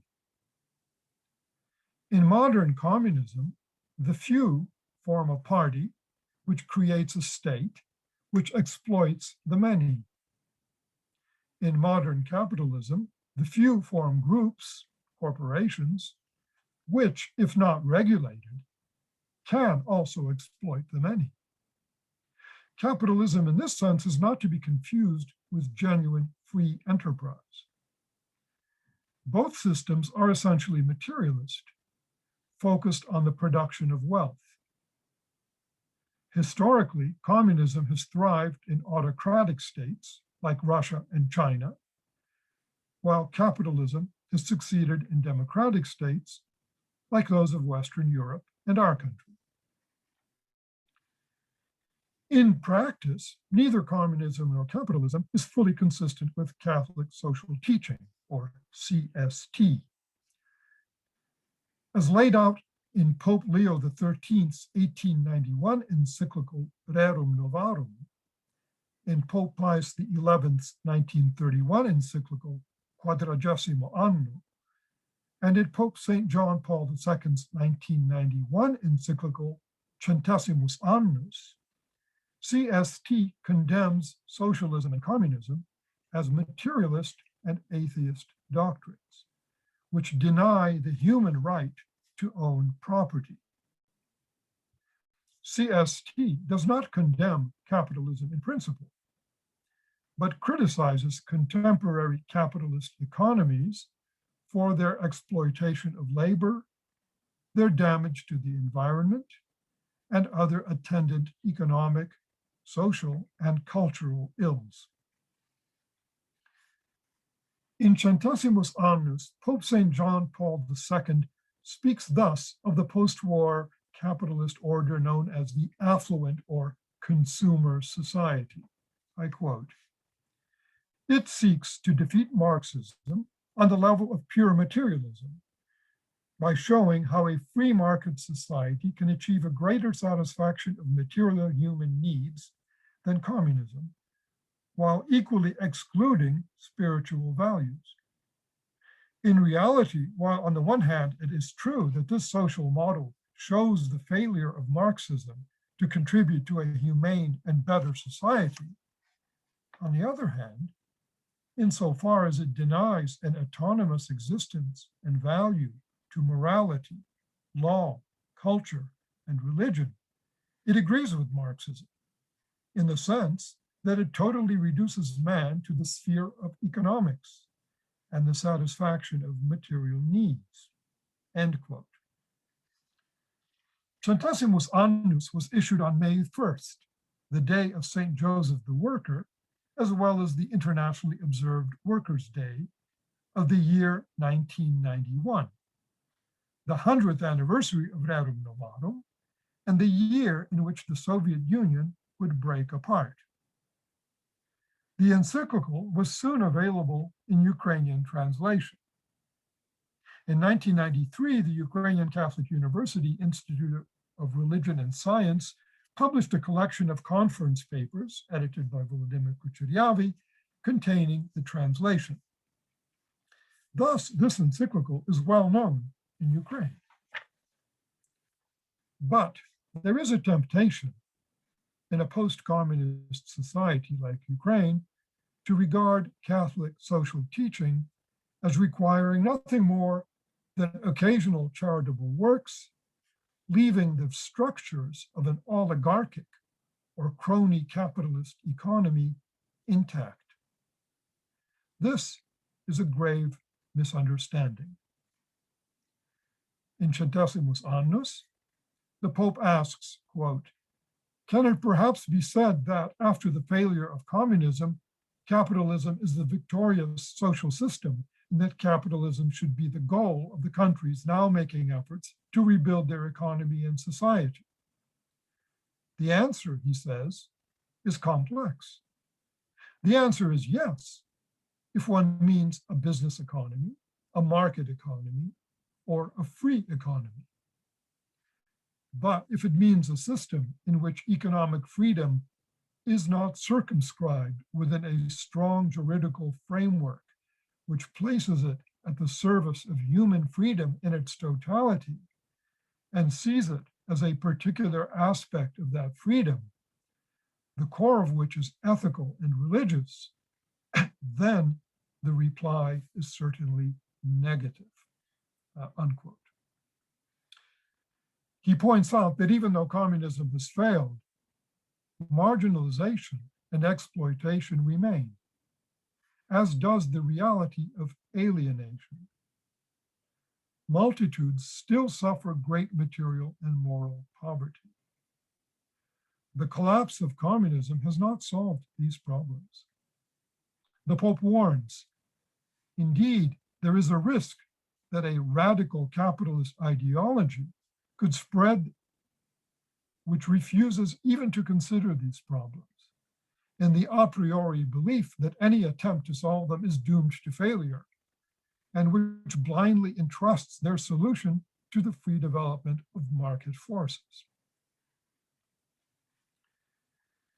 If capitalism is not the definitive answer to communism, if they are indeed a false binary, do they have an opposite? Is there a true binary with these materialist doctrines at one end and some other teaching at the other? Is Catholic social teaching the answer? Catholic social teaching is not an ideology or a system. It is not a set of rules or directives. But as a general philosophy, it does oppose both communist ideology and the latest version of capitalist ideology, sometimes known as neoliberalism. CST opposes the philosophical materialism that underlies both these ideologies, which equate human happiness with material progress, material wealth, economic growth,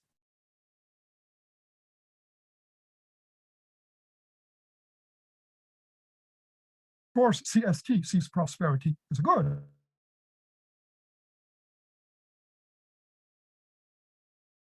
For the few at the expense of the many. This principle is termed the universal destination of material goods. Moreover, CST sees prosperity as a means to the truly good life, not as an end in itself. While CST does not prescribe any particular economic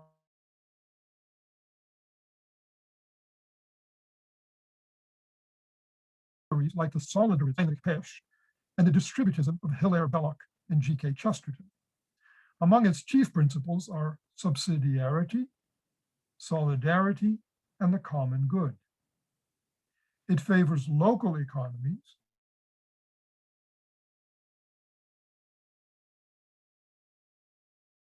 and family of the means of production. Catholic social teaching regards progress or development as much more than economic advancement.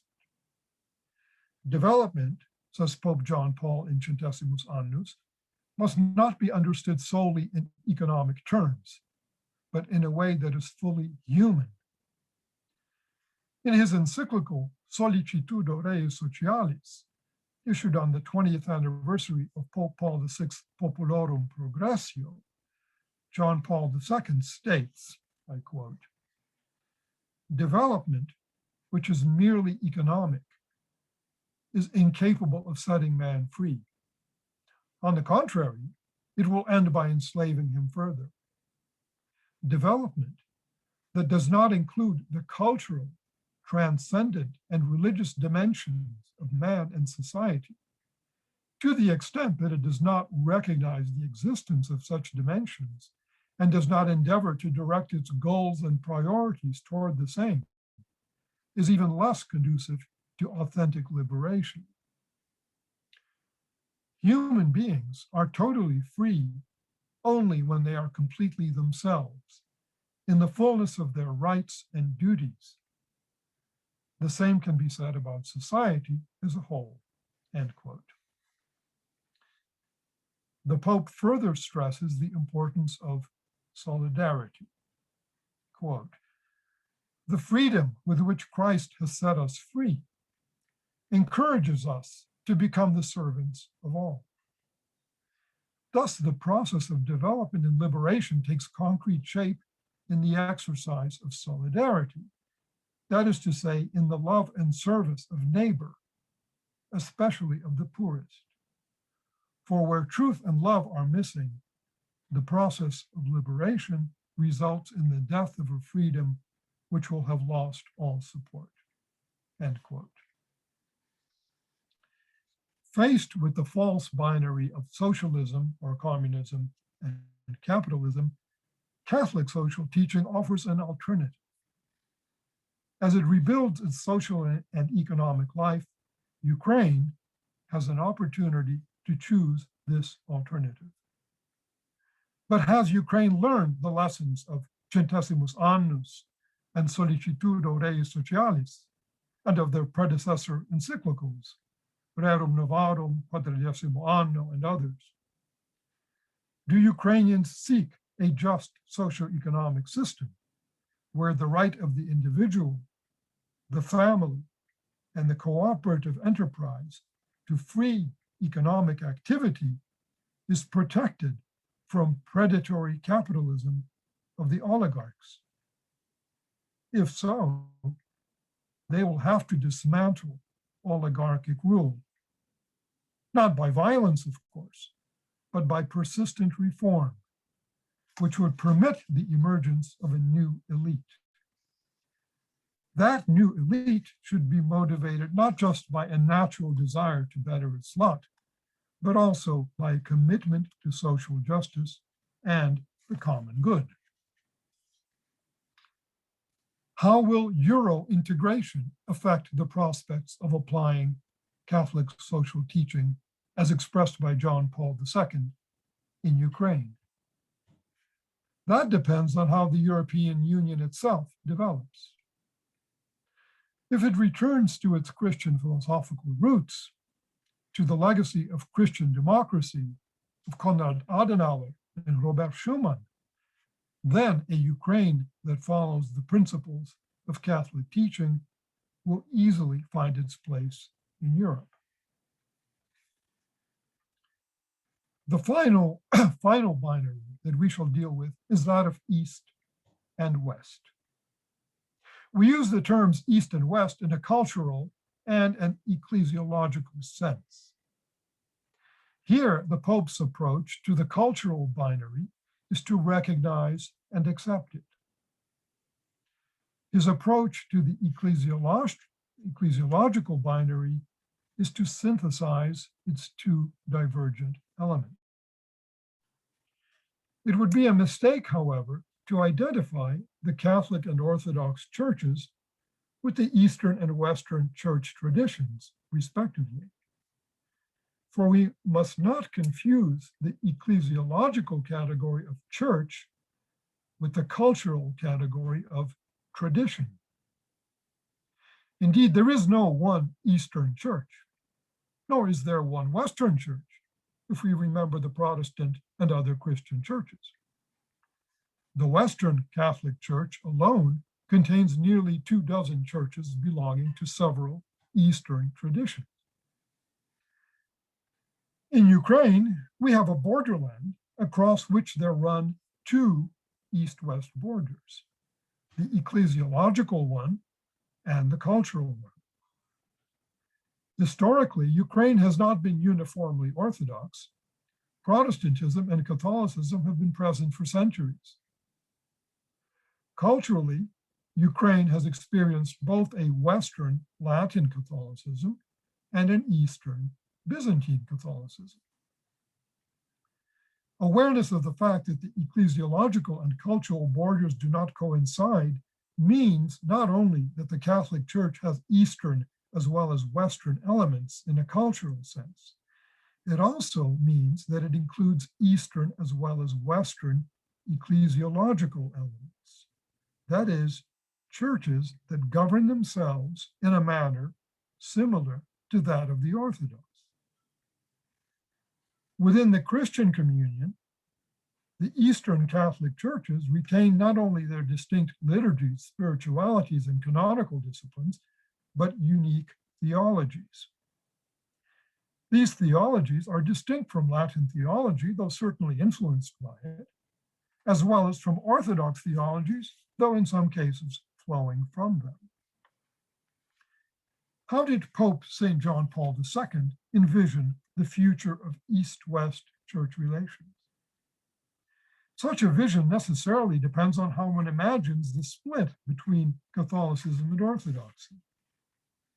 Those who see it as a schism for which the other side is solely responsible simply await the other side's return to the true church.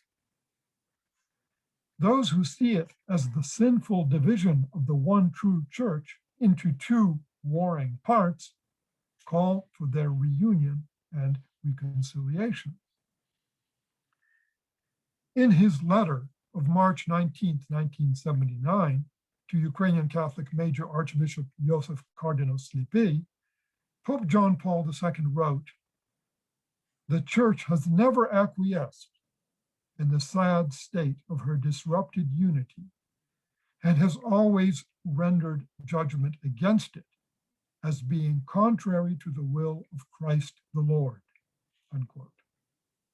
He stressed that recognizing and valuing differences between East and West is not inconsistent with seeking unity.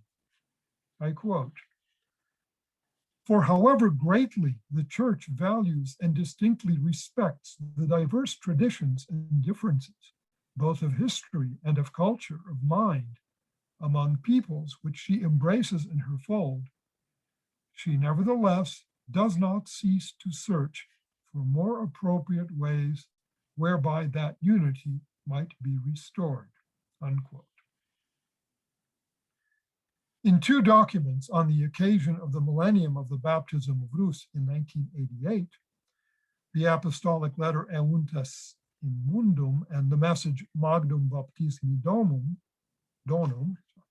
Pope John Paul returned to the subject of unity and diversity between the churches of the East and West. The latter document, addressed to Major Archbishop Miroslav Ivan Cardinal Lubachevsky, stressed that the Eastern Catholic churches had an important role to play in the reunification of the Catholic and Orthodox churches. In his apostolic letter Orientale Lumen, of May 2nd, 1995, Pope John Paul quotes an earlier statement, quote, "The Church of Christ is one. If divisions exist, that is one thing. They must be overcome. But the Church is one. The Church of Christ between East and West can only be one and united," end quote. 23 days after Orientale Lumen, on May 25th, 1995, Pope John Paul issued the encyclical Ut Unum Sint, referring to the millennium of the baptism of Rus as a key event in the evangelization of the world. He reiterated the principle of unity in diversity, recalling his dictum that the church must breathe with two lungs. He said, "If we then consider that the salvific event which took place on the banks of the Dnieper goes back to a time when the church in the East and the church in the West were not divided, we understand clearly that the vision of the full communion to be sought is that of unity in legitimate diversity."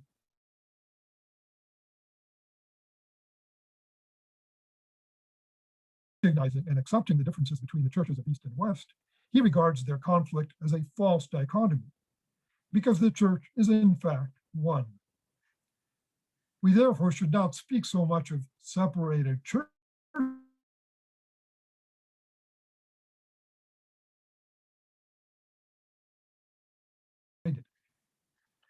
This perspective has implications for how the Catholic and Orthodox churches in Ukraine regard each other. The goal of communion, soprechastia, would enable Ukrainians to be in union with both Rome and Constantinople as the two major centers of a single Christian church. In this perspective, the Greek Rite Catholic and Latin Rite Catholic churches are sister churches, which will exist in communion with their sister Orthodox churches. The Orthodox churches would recognize the primacy, though not the jurisdiction, of the Pope of Rome, a successor to St. Peter.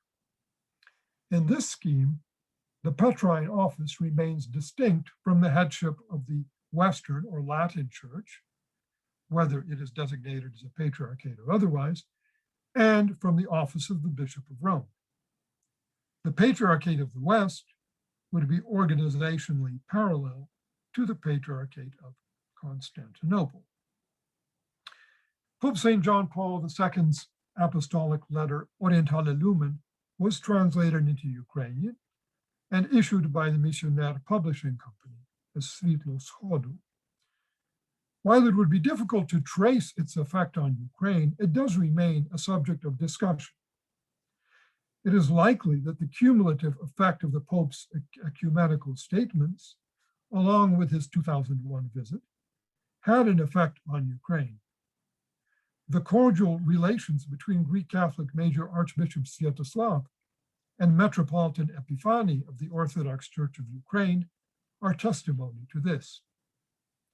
Last year, representatives of the Orthodox Church of Ukraine, the Ukrainian Greek Catholic Church, the Roman Catholic Church, and two evangelical Christian organizations jointly signed the document entitled "Longing for the Truth That Makes Us Free," which was the product of the Assumption Readings International Theological Conference. It is significant that the initiator of these annual conferences, Konstantin Sigov, was inspired in part by a meeting with Pope John Paul II in Rome in the 1990s. In conclusion, the pontificate of Pope St. John Paul II saw the end of the Cold War and the opening of the third millennium. The Pope's thinking catalyzed the demise of old binaries and the birth of new syntheses. Just as the fall of the Berlin Wall in November-December 1990 symbolized the end of the political division of Europe into two opposing blocs, so John Paul's philosophical thinking overcame the false barrier between faith and reason. His socioeconomic thinking surmounted the destructive conflict between communism and capitalism, and his ecumenical thinking challenged the sinful schism between the Eastern and Western churches. He pointed the way towards new philosophical horizons, a more human economy and society, and the reunification of the church. In a symbolic way, the Pope's visit to Kyiv and Lviv in June 2001 brought these ideas to bear upon the realities of Ukraine. It is up to Ukrainians to elaborate and realize them in practice. If they succeed, Ukraine will exemplify Pope John Paul's vision of a modern society, a society based on Christian humanism, participating in a civilization of love. Thank you for your attention.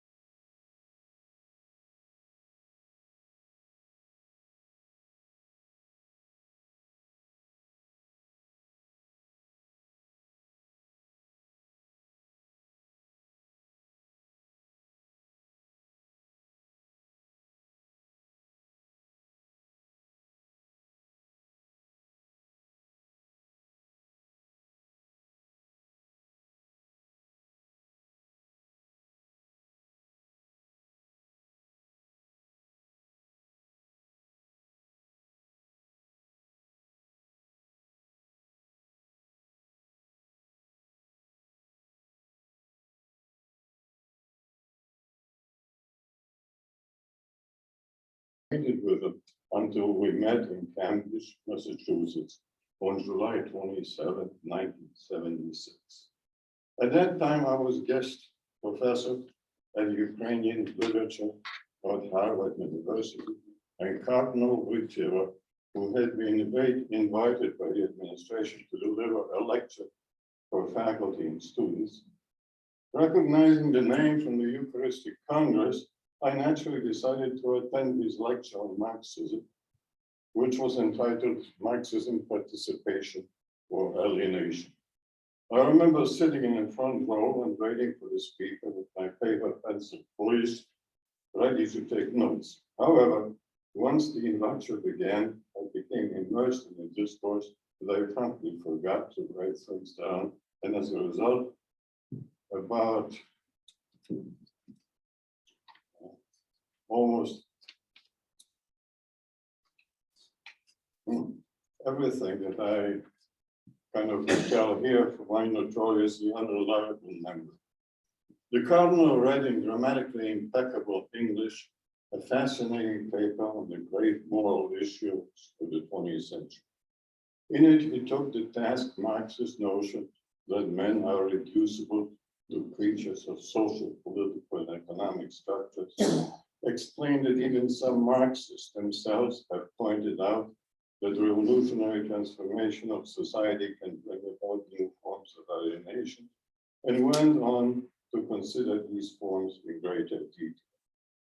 The more I listened, the more I became impressed with his mastery of the Marxist dialectic, his knowledge of contemporary philosophical trends. Resonances of Max Scheler's philosophy are reverberated in his words, as well as the thinking of the existentialists.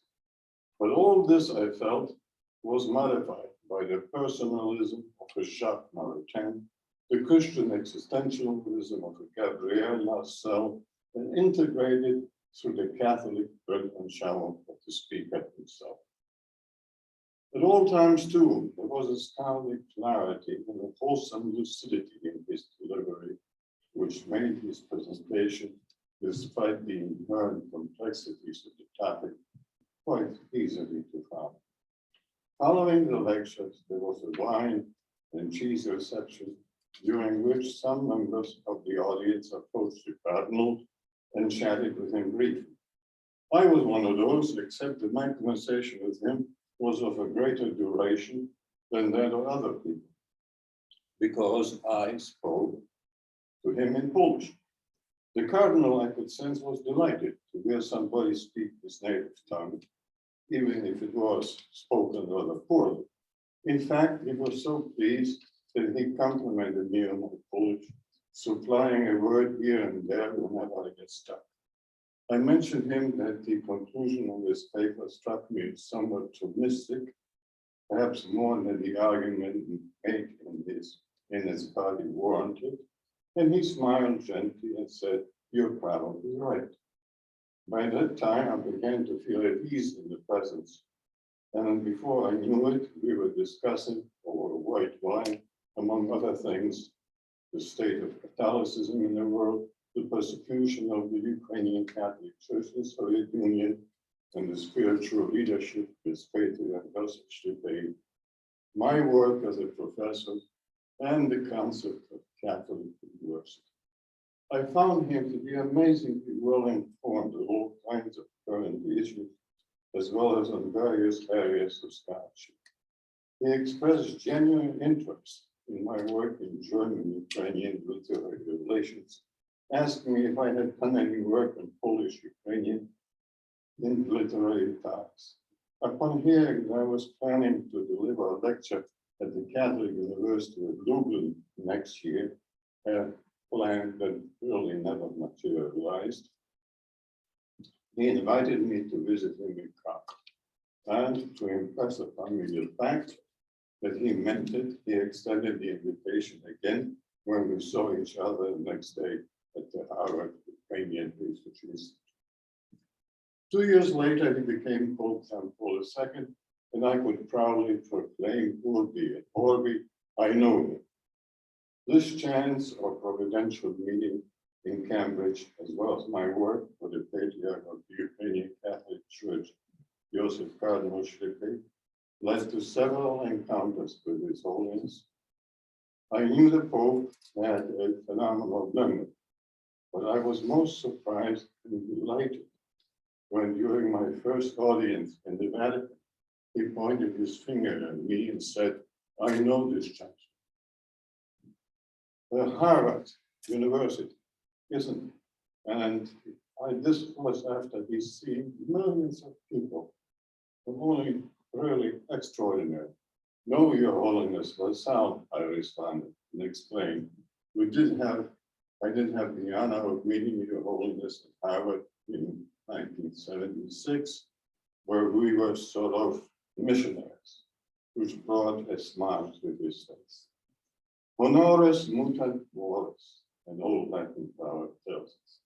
But this was definitely not the case with Karl Wojtyła. There was no trace of pride, only loving human kindness expressed most poignantly in his message to all of us: do not be afraid. If anything, he was more humble after his election to the See of Peter. His human warmth constantly was with him. When at one general audience in St. Peter's Square, my at the time teenage daughter screamed in him in Ukrainian, "Our Father says hello," he smiled and waved back, and I replied to say hello to him from me. The Holy Father was not inured to criticism.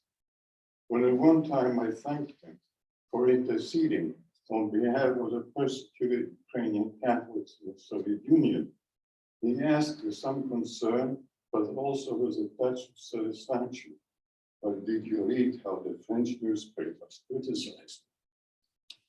My brief encounters with the Holy Father left me a great sense of satisfaction. At that time, of course, I did not suspect that I had been speaking with a future saint. But as I recall, I savored the pleasant, rewarding experience of having talked with an erudite man whose thoughts were both intellectually stimulating and spiritually uplifting. There was no doubt in my mind that I was in the presence of a man of God who had successfully integrated faith and reason, experiences, aspiration, and who stood on firm philosophical ground, while at the same time conscious of his limitations as a human being. As a man, he was, like all of us, fallible.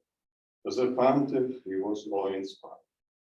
His exceptional quality of character enabled him to stand firm against certain threats of our times, and yet divinely served the tide of our common historical experience.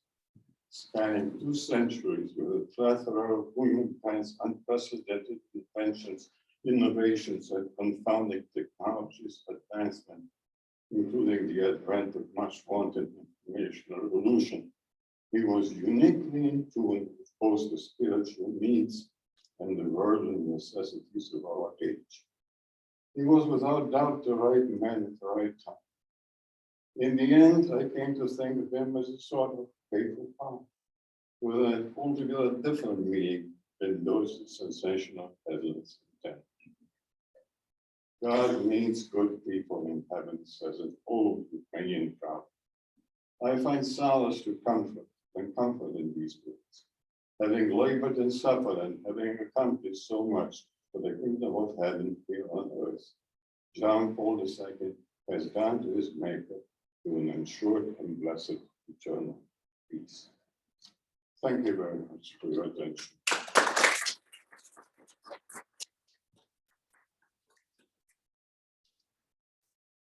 I think we have a video, Michelle. Is that right? Thank you very much, Leah. I'm show a video. And I'm going to share it to you.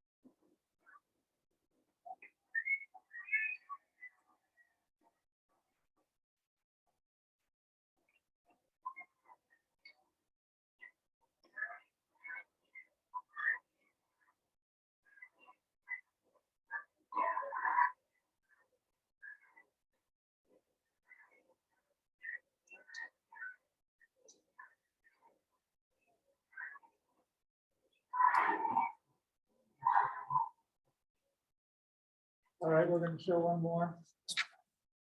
Yes.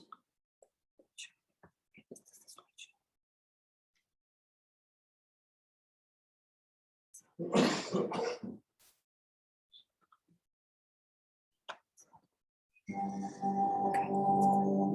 we going to show the whole thing?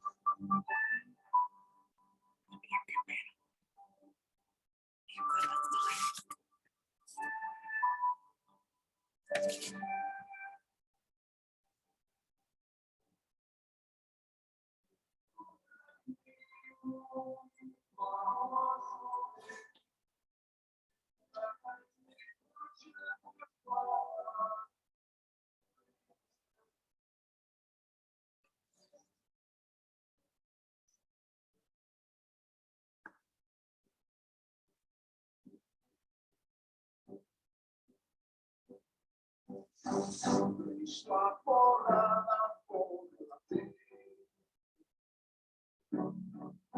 знов зібратись врешті всі,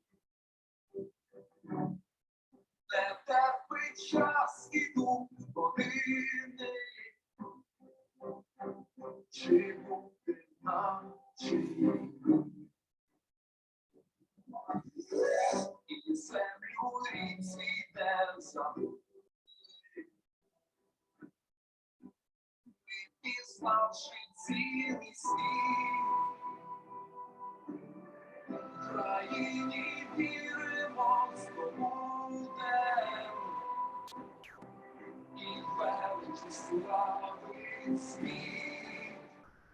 Ти Україну благослови, небесний Отче наш благаєм ми. Єдиний світі, житті одну, нам Україну збережи святу. Ти Україну, Simply ask people to stay for him. No going back to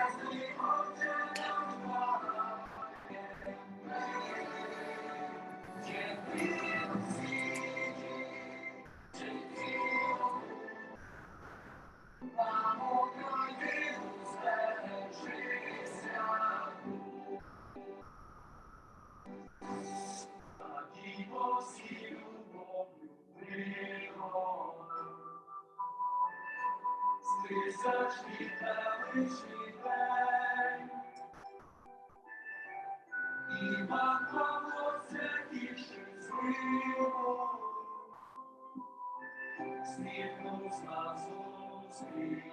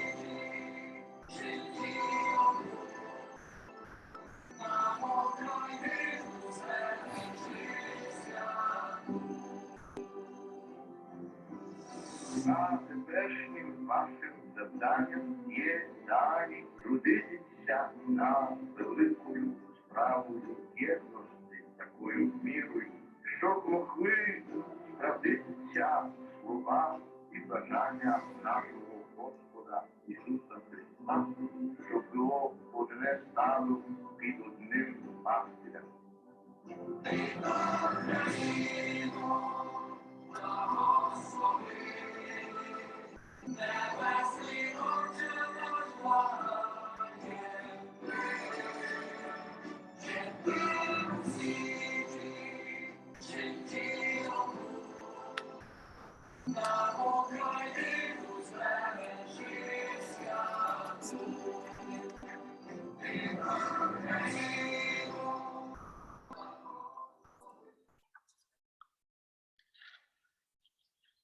Okay, thank you, Irina. Thank you to all of our speakers. We're gonna get into a short panel discussion. So we'll invite our speakers to just take the chairs up in the front here, please. Everyone. Irina, Leo.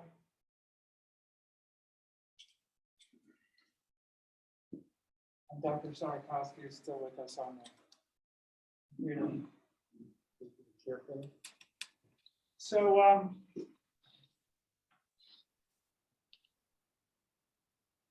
I'm a digestive kind of a guy, and there's some themes that have developed. Thought I would identify some. There's lots of themes that have developed. Thought I would identify some sort of on the negative challenges side of the discussion, and on the redemption positive side of the discussion. So I think I'm just going to share these themes and then ask each of our panelists if they can reflect for a moment on how each of you have digested today's conversation and how you interpret it into one set or a single overarching kind of meaning. And to that end, some of the things that I've identified are areas of oppression, areas of power jealousy, incrementalism and non-recognition, reduction of man to just a mere economic function, mankind, humankind. And on the other side, there are some themes that have developed that have been consistent across speakers, including that, and actually this came from Dr. Sarkowski, Christ's freedom occurs when we are truly free to serve others.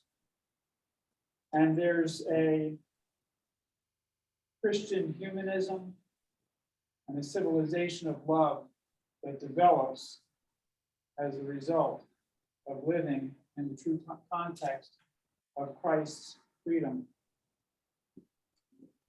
There was also something that came out of the 1960s, maxim that came to mind as a result of today's conversation, which is that truth crushed to earth rises again. So those are just themes identified, not really developed. And thought maybe you could either develop those themes further or take the conversation into the highest level of how are you digesting everything that you've heard and interpreted today. Anybody that wants to take that first? Reverend? One of the themes. There's an old axiom also that says you are free to choose everything, but not everything you choose makes you free.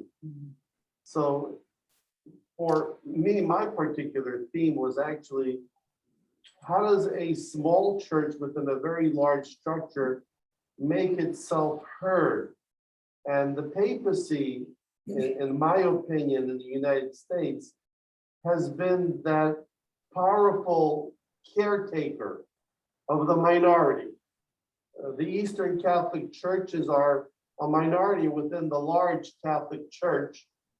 So sometimes I like to call us Menshevik and then Bolshevik.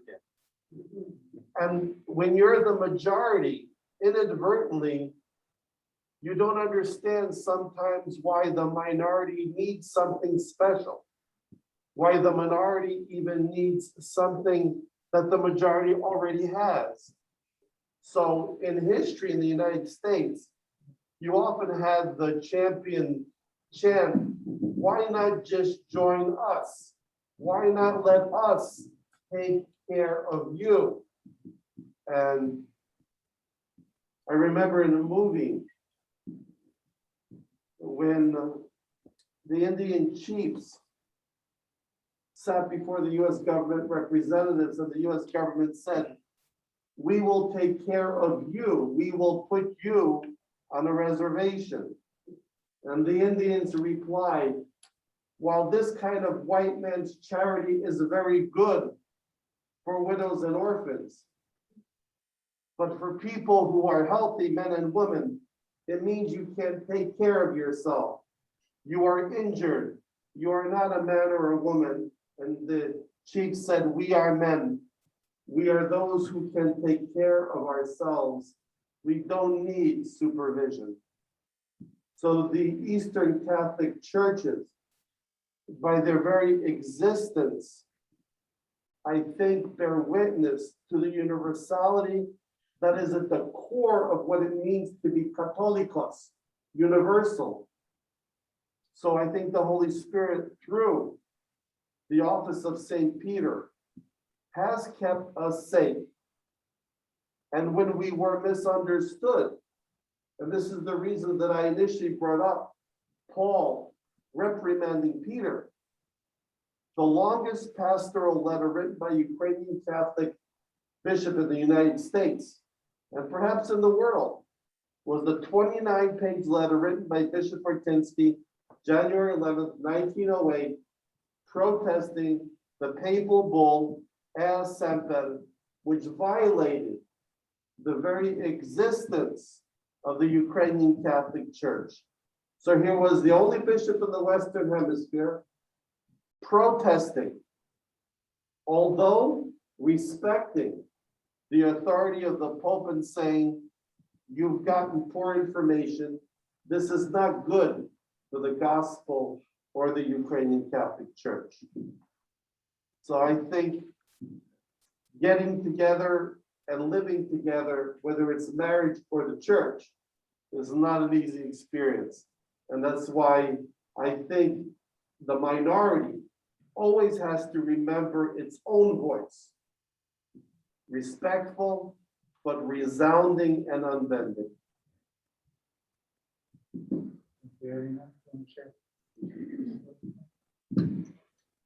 I would like to begin with a personal recollection.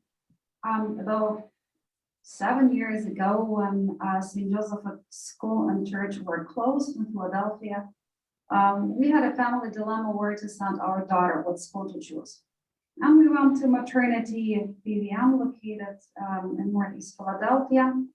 And as we submitted all the papers, the secretary says she needs to be confirmed, to which I responded, she already has been. And she looked at me with, I'm not sure whether it was a mix of astonishment, surprise. And as I tried to explain where we come from, she says, I have to call our pastor because I'm not sure it's valid. Lucky for us, the pastor of the church and the pastor of the school was very well familiar with Eastern Rite churches, and obviously we had the problem resolved. But where does it take me? Being a priest's wife and being of Eastern Rite, I've often encountered such situations. Oh, you're married to a priest, how is that possible? That comes as a big surprise to people who haven't heard about Eastern churches or know very little about Eastern churches. And when I was working on translating Morris West's novel, there is a passage in that particular book where Pope Kirill Lakota is recalling his times in the concentration camp and being elected as Pope. He says, he chooses, as you know, his motto, Ex Oriente Lux. And his statement was, I don't remember exactly the wording, but the time has come for the East to come out of the shadow. because the bishops were criticizing him for wearing a beard, for wearing pectoral cross. This is the environment that I think Patriarch Joseph Slipy played an very important role. He was the voice of the church that wasn't known or was preferred not to be known and to be heard. And all those problems that John mentioned here, and even more, I think he was able to carry on his shoulders. And he truly was a man that was a confessor between East and West, as Yaroslav Pelikan titled his book. So I do believe, and I'm quite certain that there is a huge field of labor for us Eastern Catholics to do, especially here where we are, as Father Gudziak said, we are a minority. But let us remember that ex oriente lux, the light comes from the East. Thank you. Well, I could add quite a few things, but ex oriente lux, ex occidente luxus. That was always my favorite saying in comparing East and West.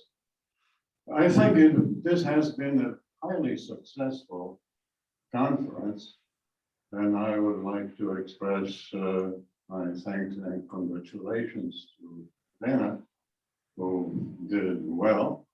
I, and the rest of the people who have contributed to it. I think it would be a shame if it went just thus far.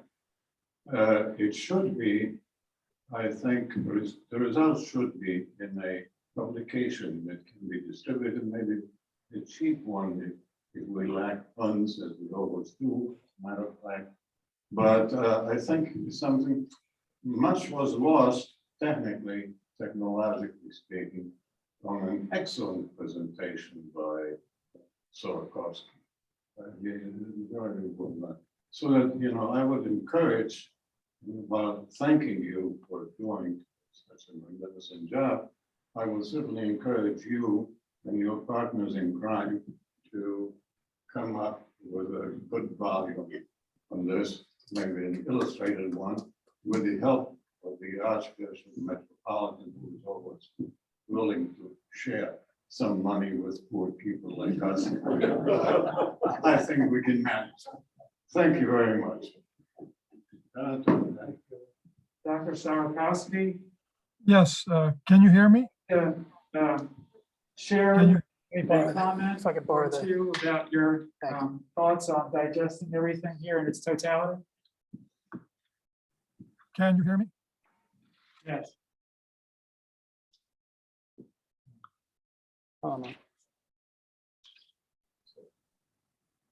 Can you hear me now? Yes.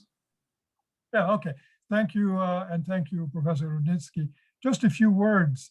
During Pope John Paul II's visit to Kyiv, I was struck by the warm response of the Orthodox community after all those years during which the Orthodox Church was railing against the Vatican, in at least the Russian Orthodox Church. So many Ukrainian Orthodox were very pleased to see the Pope there and very inspired. And that, I think, highlights the fact that he was certainly a Pope who was also an ecumenist. In fact, hearing him speak Ukrainian, I'm reminded of an old recording of Metropolitan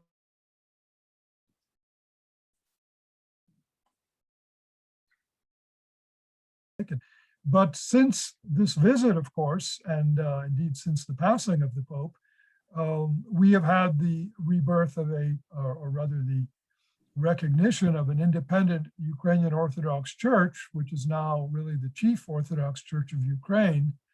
And this shows how Pope John Paul II's ecumenical vision not only remains relevant, but actually is has grown in importance as Ukraine develops its own orthodoxy, an orthodoxy which is not hostile to the Catholic Church, but is inclined to work with it and to work together to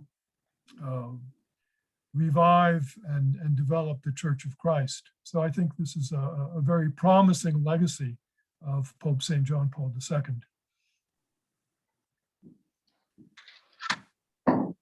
Thank you, Doctor. Now, Metropolitan Archbishop, in light of having heard the comments to further today's discussion and try to put arms around them as they are in their aggregate, would you please come up to the podium here and share your thoughts on everyone's conclusory thoughts. Once Archbishop has concluded his considerations, we will then ask Bishop Andriy Rabiy to share our closing prayer. And thank you for being here as well, Bishop. After that, we're going to go to lunch, but we're going to ask you to do one thing before having some lunch here, and that is for everyone to come up and let's take a picture together, and we'll make sure that Dr. Sophia is here behind us on the screen as well. So if you help me out. If you allow me, I have 3 points. One is a question, one is a comment, and the last is a little presentation of gratitude.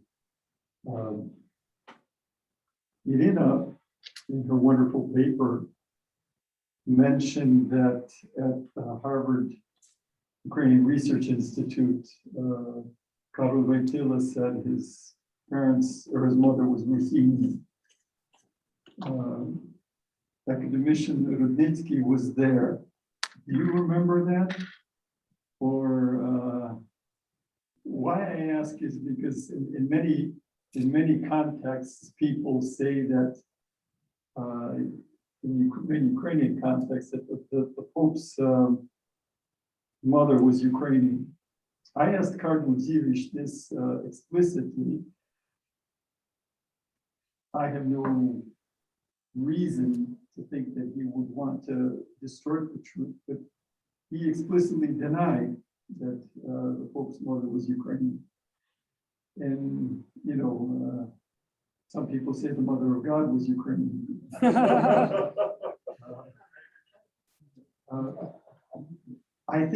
I imagine that if he had said that, you would have remembered. Did he say that, or was it a discussion? And since you've been, you know him before any of us knew him or met him, what do you think about this hypothesis that his mother was Ukrainian? I think it's speculative. I have heard the contrary.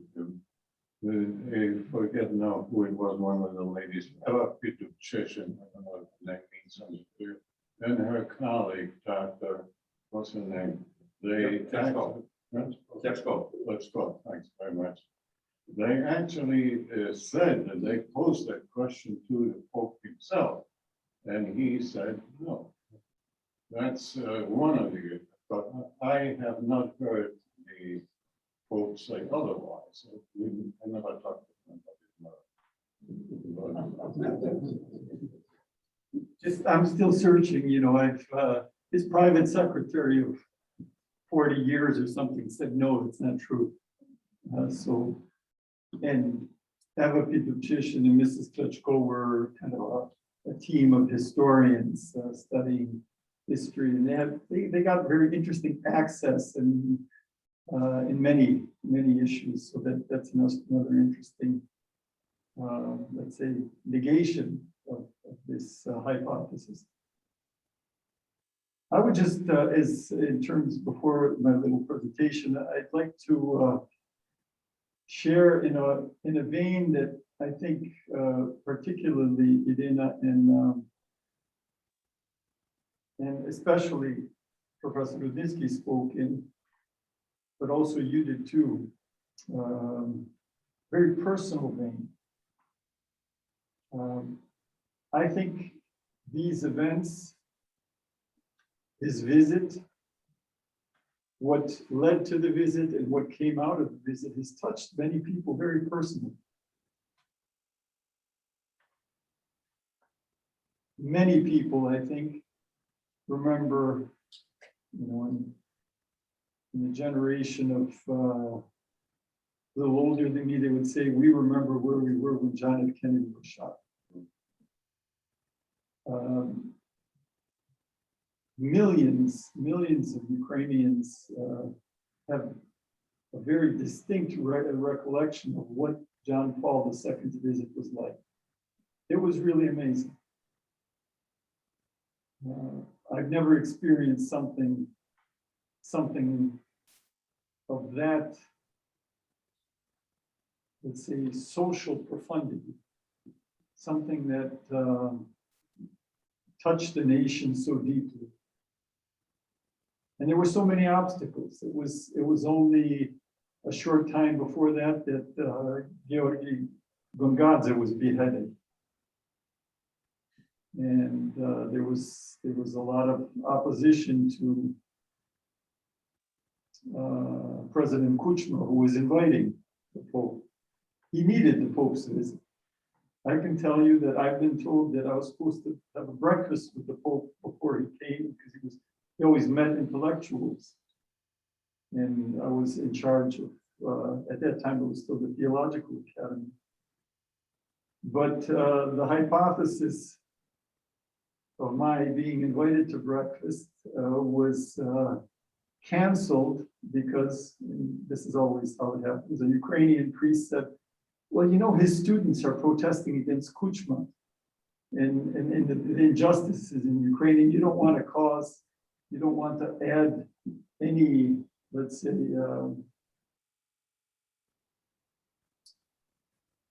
support to whatever those university students are doing in this delicate time before the visit. But this is a very personal thing. I kind of mentioned it before. We actually were asked to write those speeches. And those speeches that were there were fundamentally framed by the text we were prepared in. Cardinal Sandri, I don't know if you noticed him, there was Cardinal Sodano coming off the train. He was not yet a cardinal, that Sandri.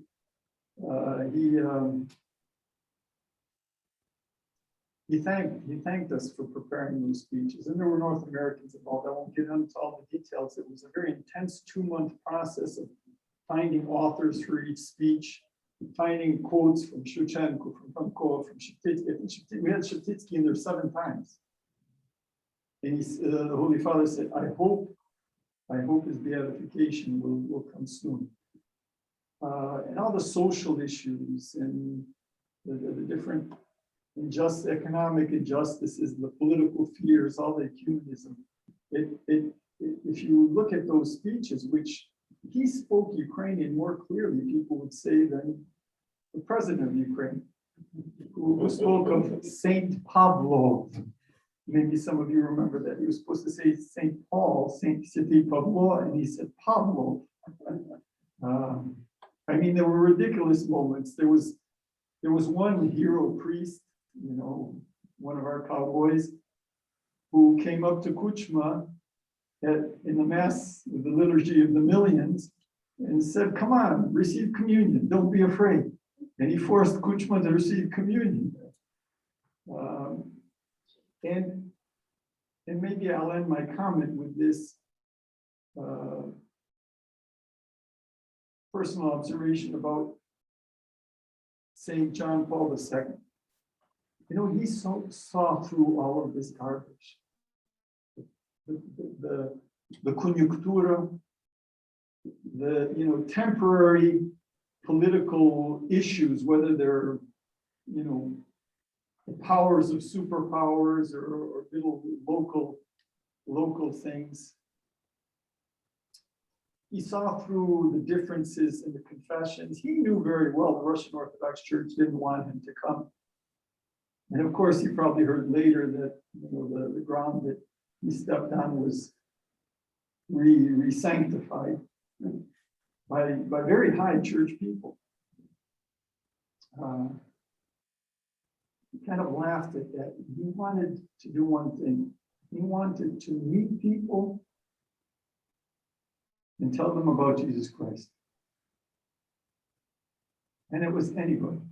And there's not a single human being that assembled or met or saw or was seen by more people than St. John Paul II. And this happened in Ukraine, but it happened in many other countries. It touched people of your generation, the John Paul II generation. There's a lot of, you know, discussion and critique, and, you know, in light of some of the scandals and things. But anybody that had a chance to speak with him, to be touched by him, cannot deny that this man loved God and loved his neighbor. And he loved our people, he loved our church. He was here in Philadelphia in our cathedral. I also was there as an 18-year-old. I arrived and I couldn't get in, you know. I got in the night before and they said, you won't get in because you don't have a ticket, but we can get you in with the plus two in. And I didn't bring my uniform. So somebody gave me the most stinking possible uniform that had been through summer camp and had not been washed. You know, they bought it. And in that crowd, I stood for, you know, I don't know how long it took, probably 3 hours or something. We were assembled before. But I bet you everybody has a memory, whether it's in Philadelphia or whether it's, you know, somewhere else. And I think it's good if we can remember that this was all motivated by a desire to witness to Christ. And I think you've done that today by assembling us. And I want to thank you. I'm very grateful to the sisters,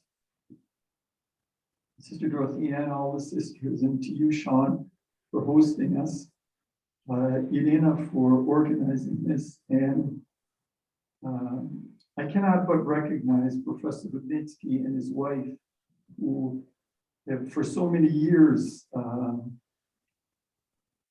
been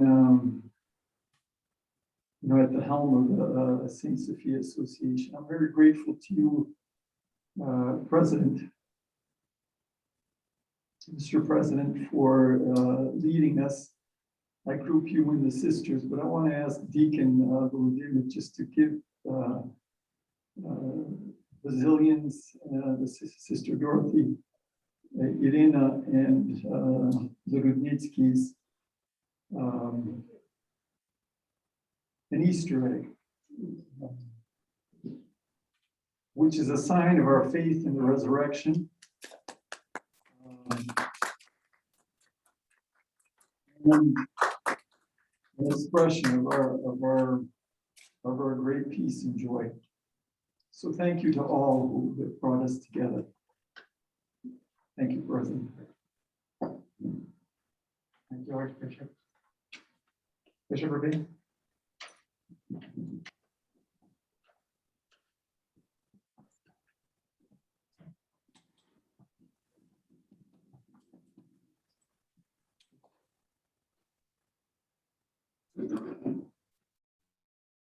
In the name of the Father, and of the Son, and of the Holy Spirit. Amen. The Lord our God, we are so grateful that you gave us this opportunity to come together to found the two clasps and they stand the legacy of St. Paul John II, the profound witness of gospel truth that he left for us. And he did not only preach it, but he also lived by it. And even though when he was on a visit in Ukraine, he was not in the best of shape. Well, but still, his presence there did a lot more than perhaps some of the words that he left behind.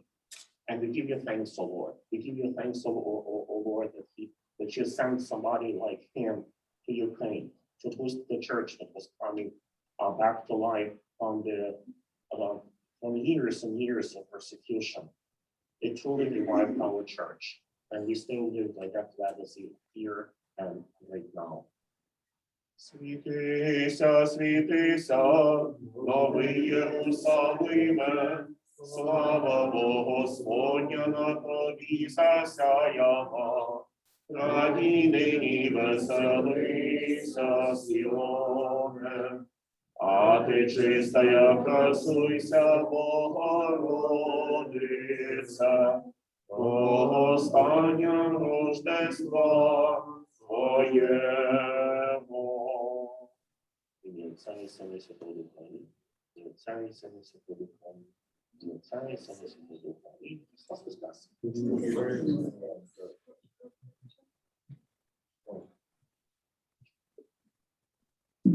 Thank you, everyone, for joining us today. If we could just have you join us again once more here at the front, we'll try to take a picture together. You can socially distance in the way that you want to, as you may wish. And once we're done with that, then we have some food for us outside. Thank you, and God bless you. God bless the Sisters of St. Basil the Great. God bless St. Sophia Religious Association. Thank you. Maybe we can get this.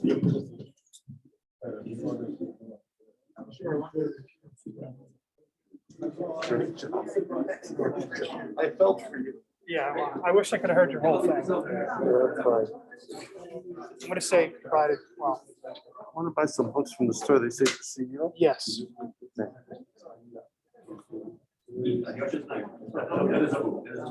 gonna stop recording.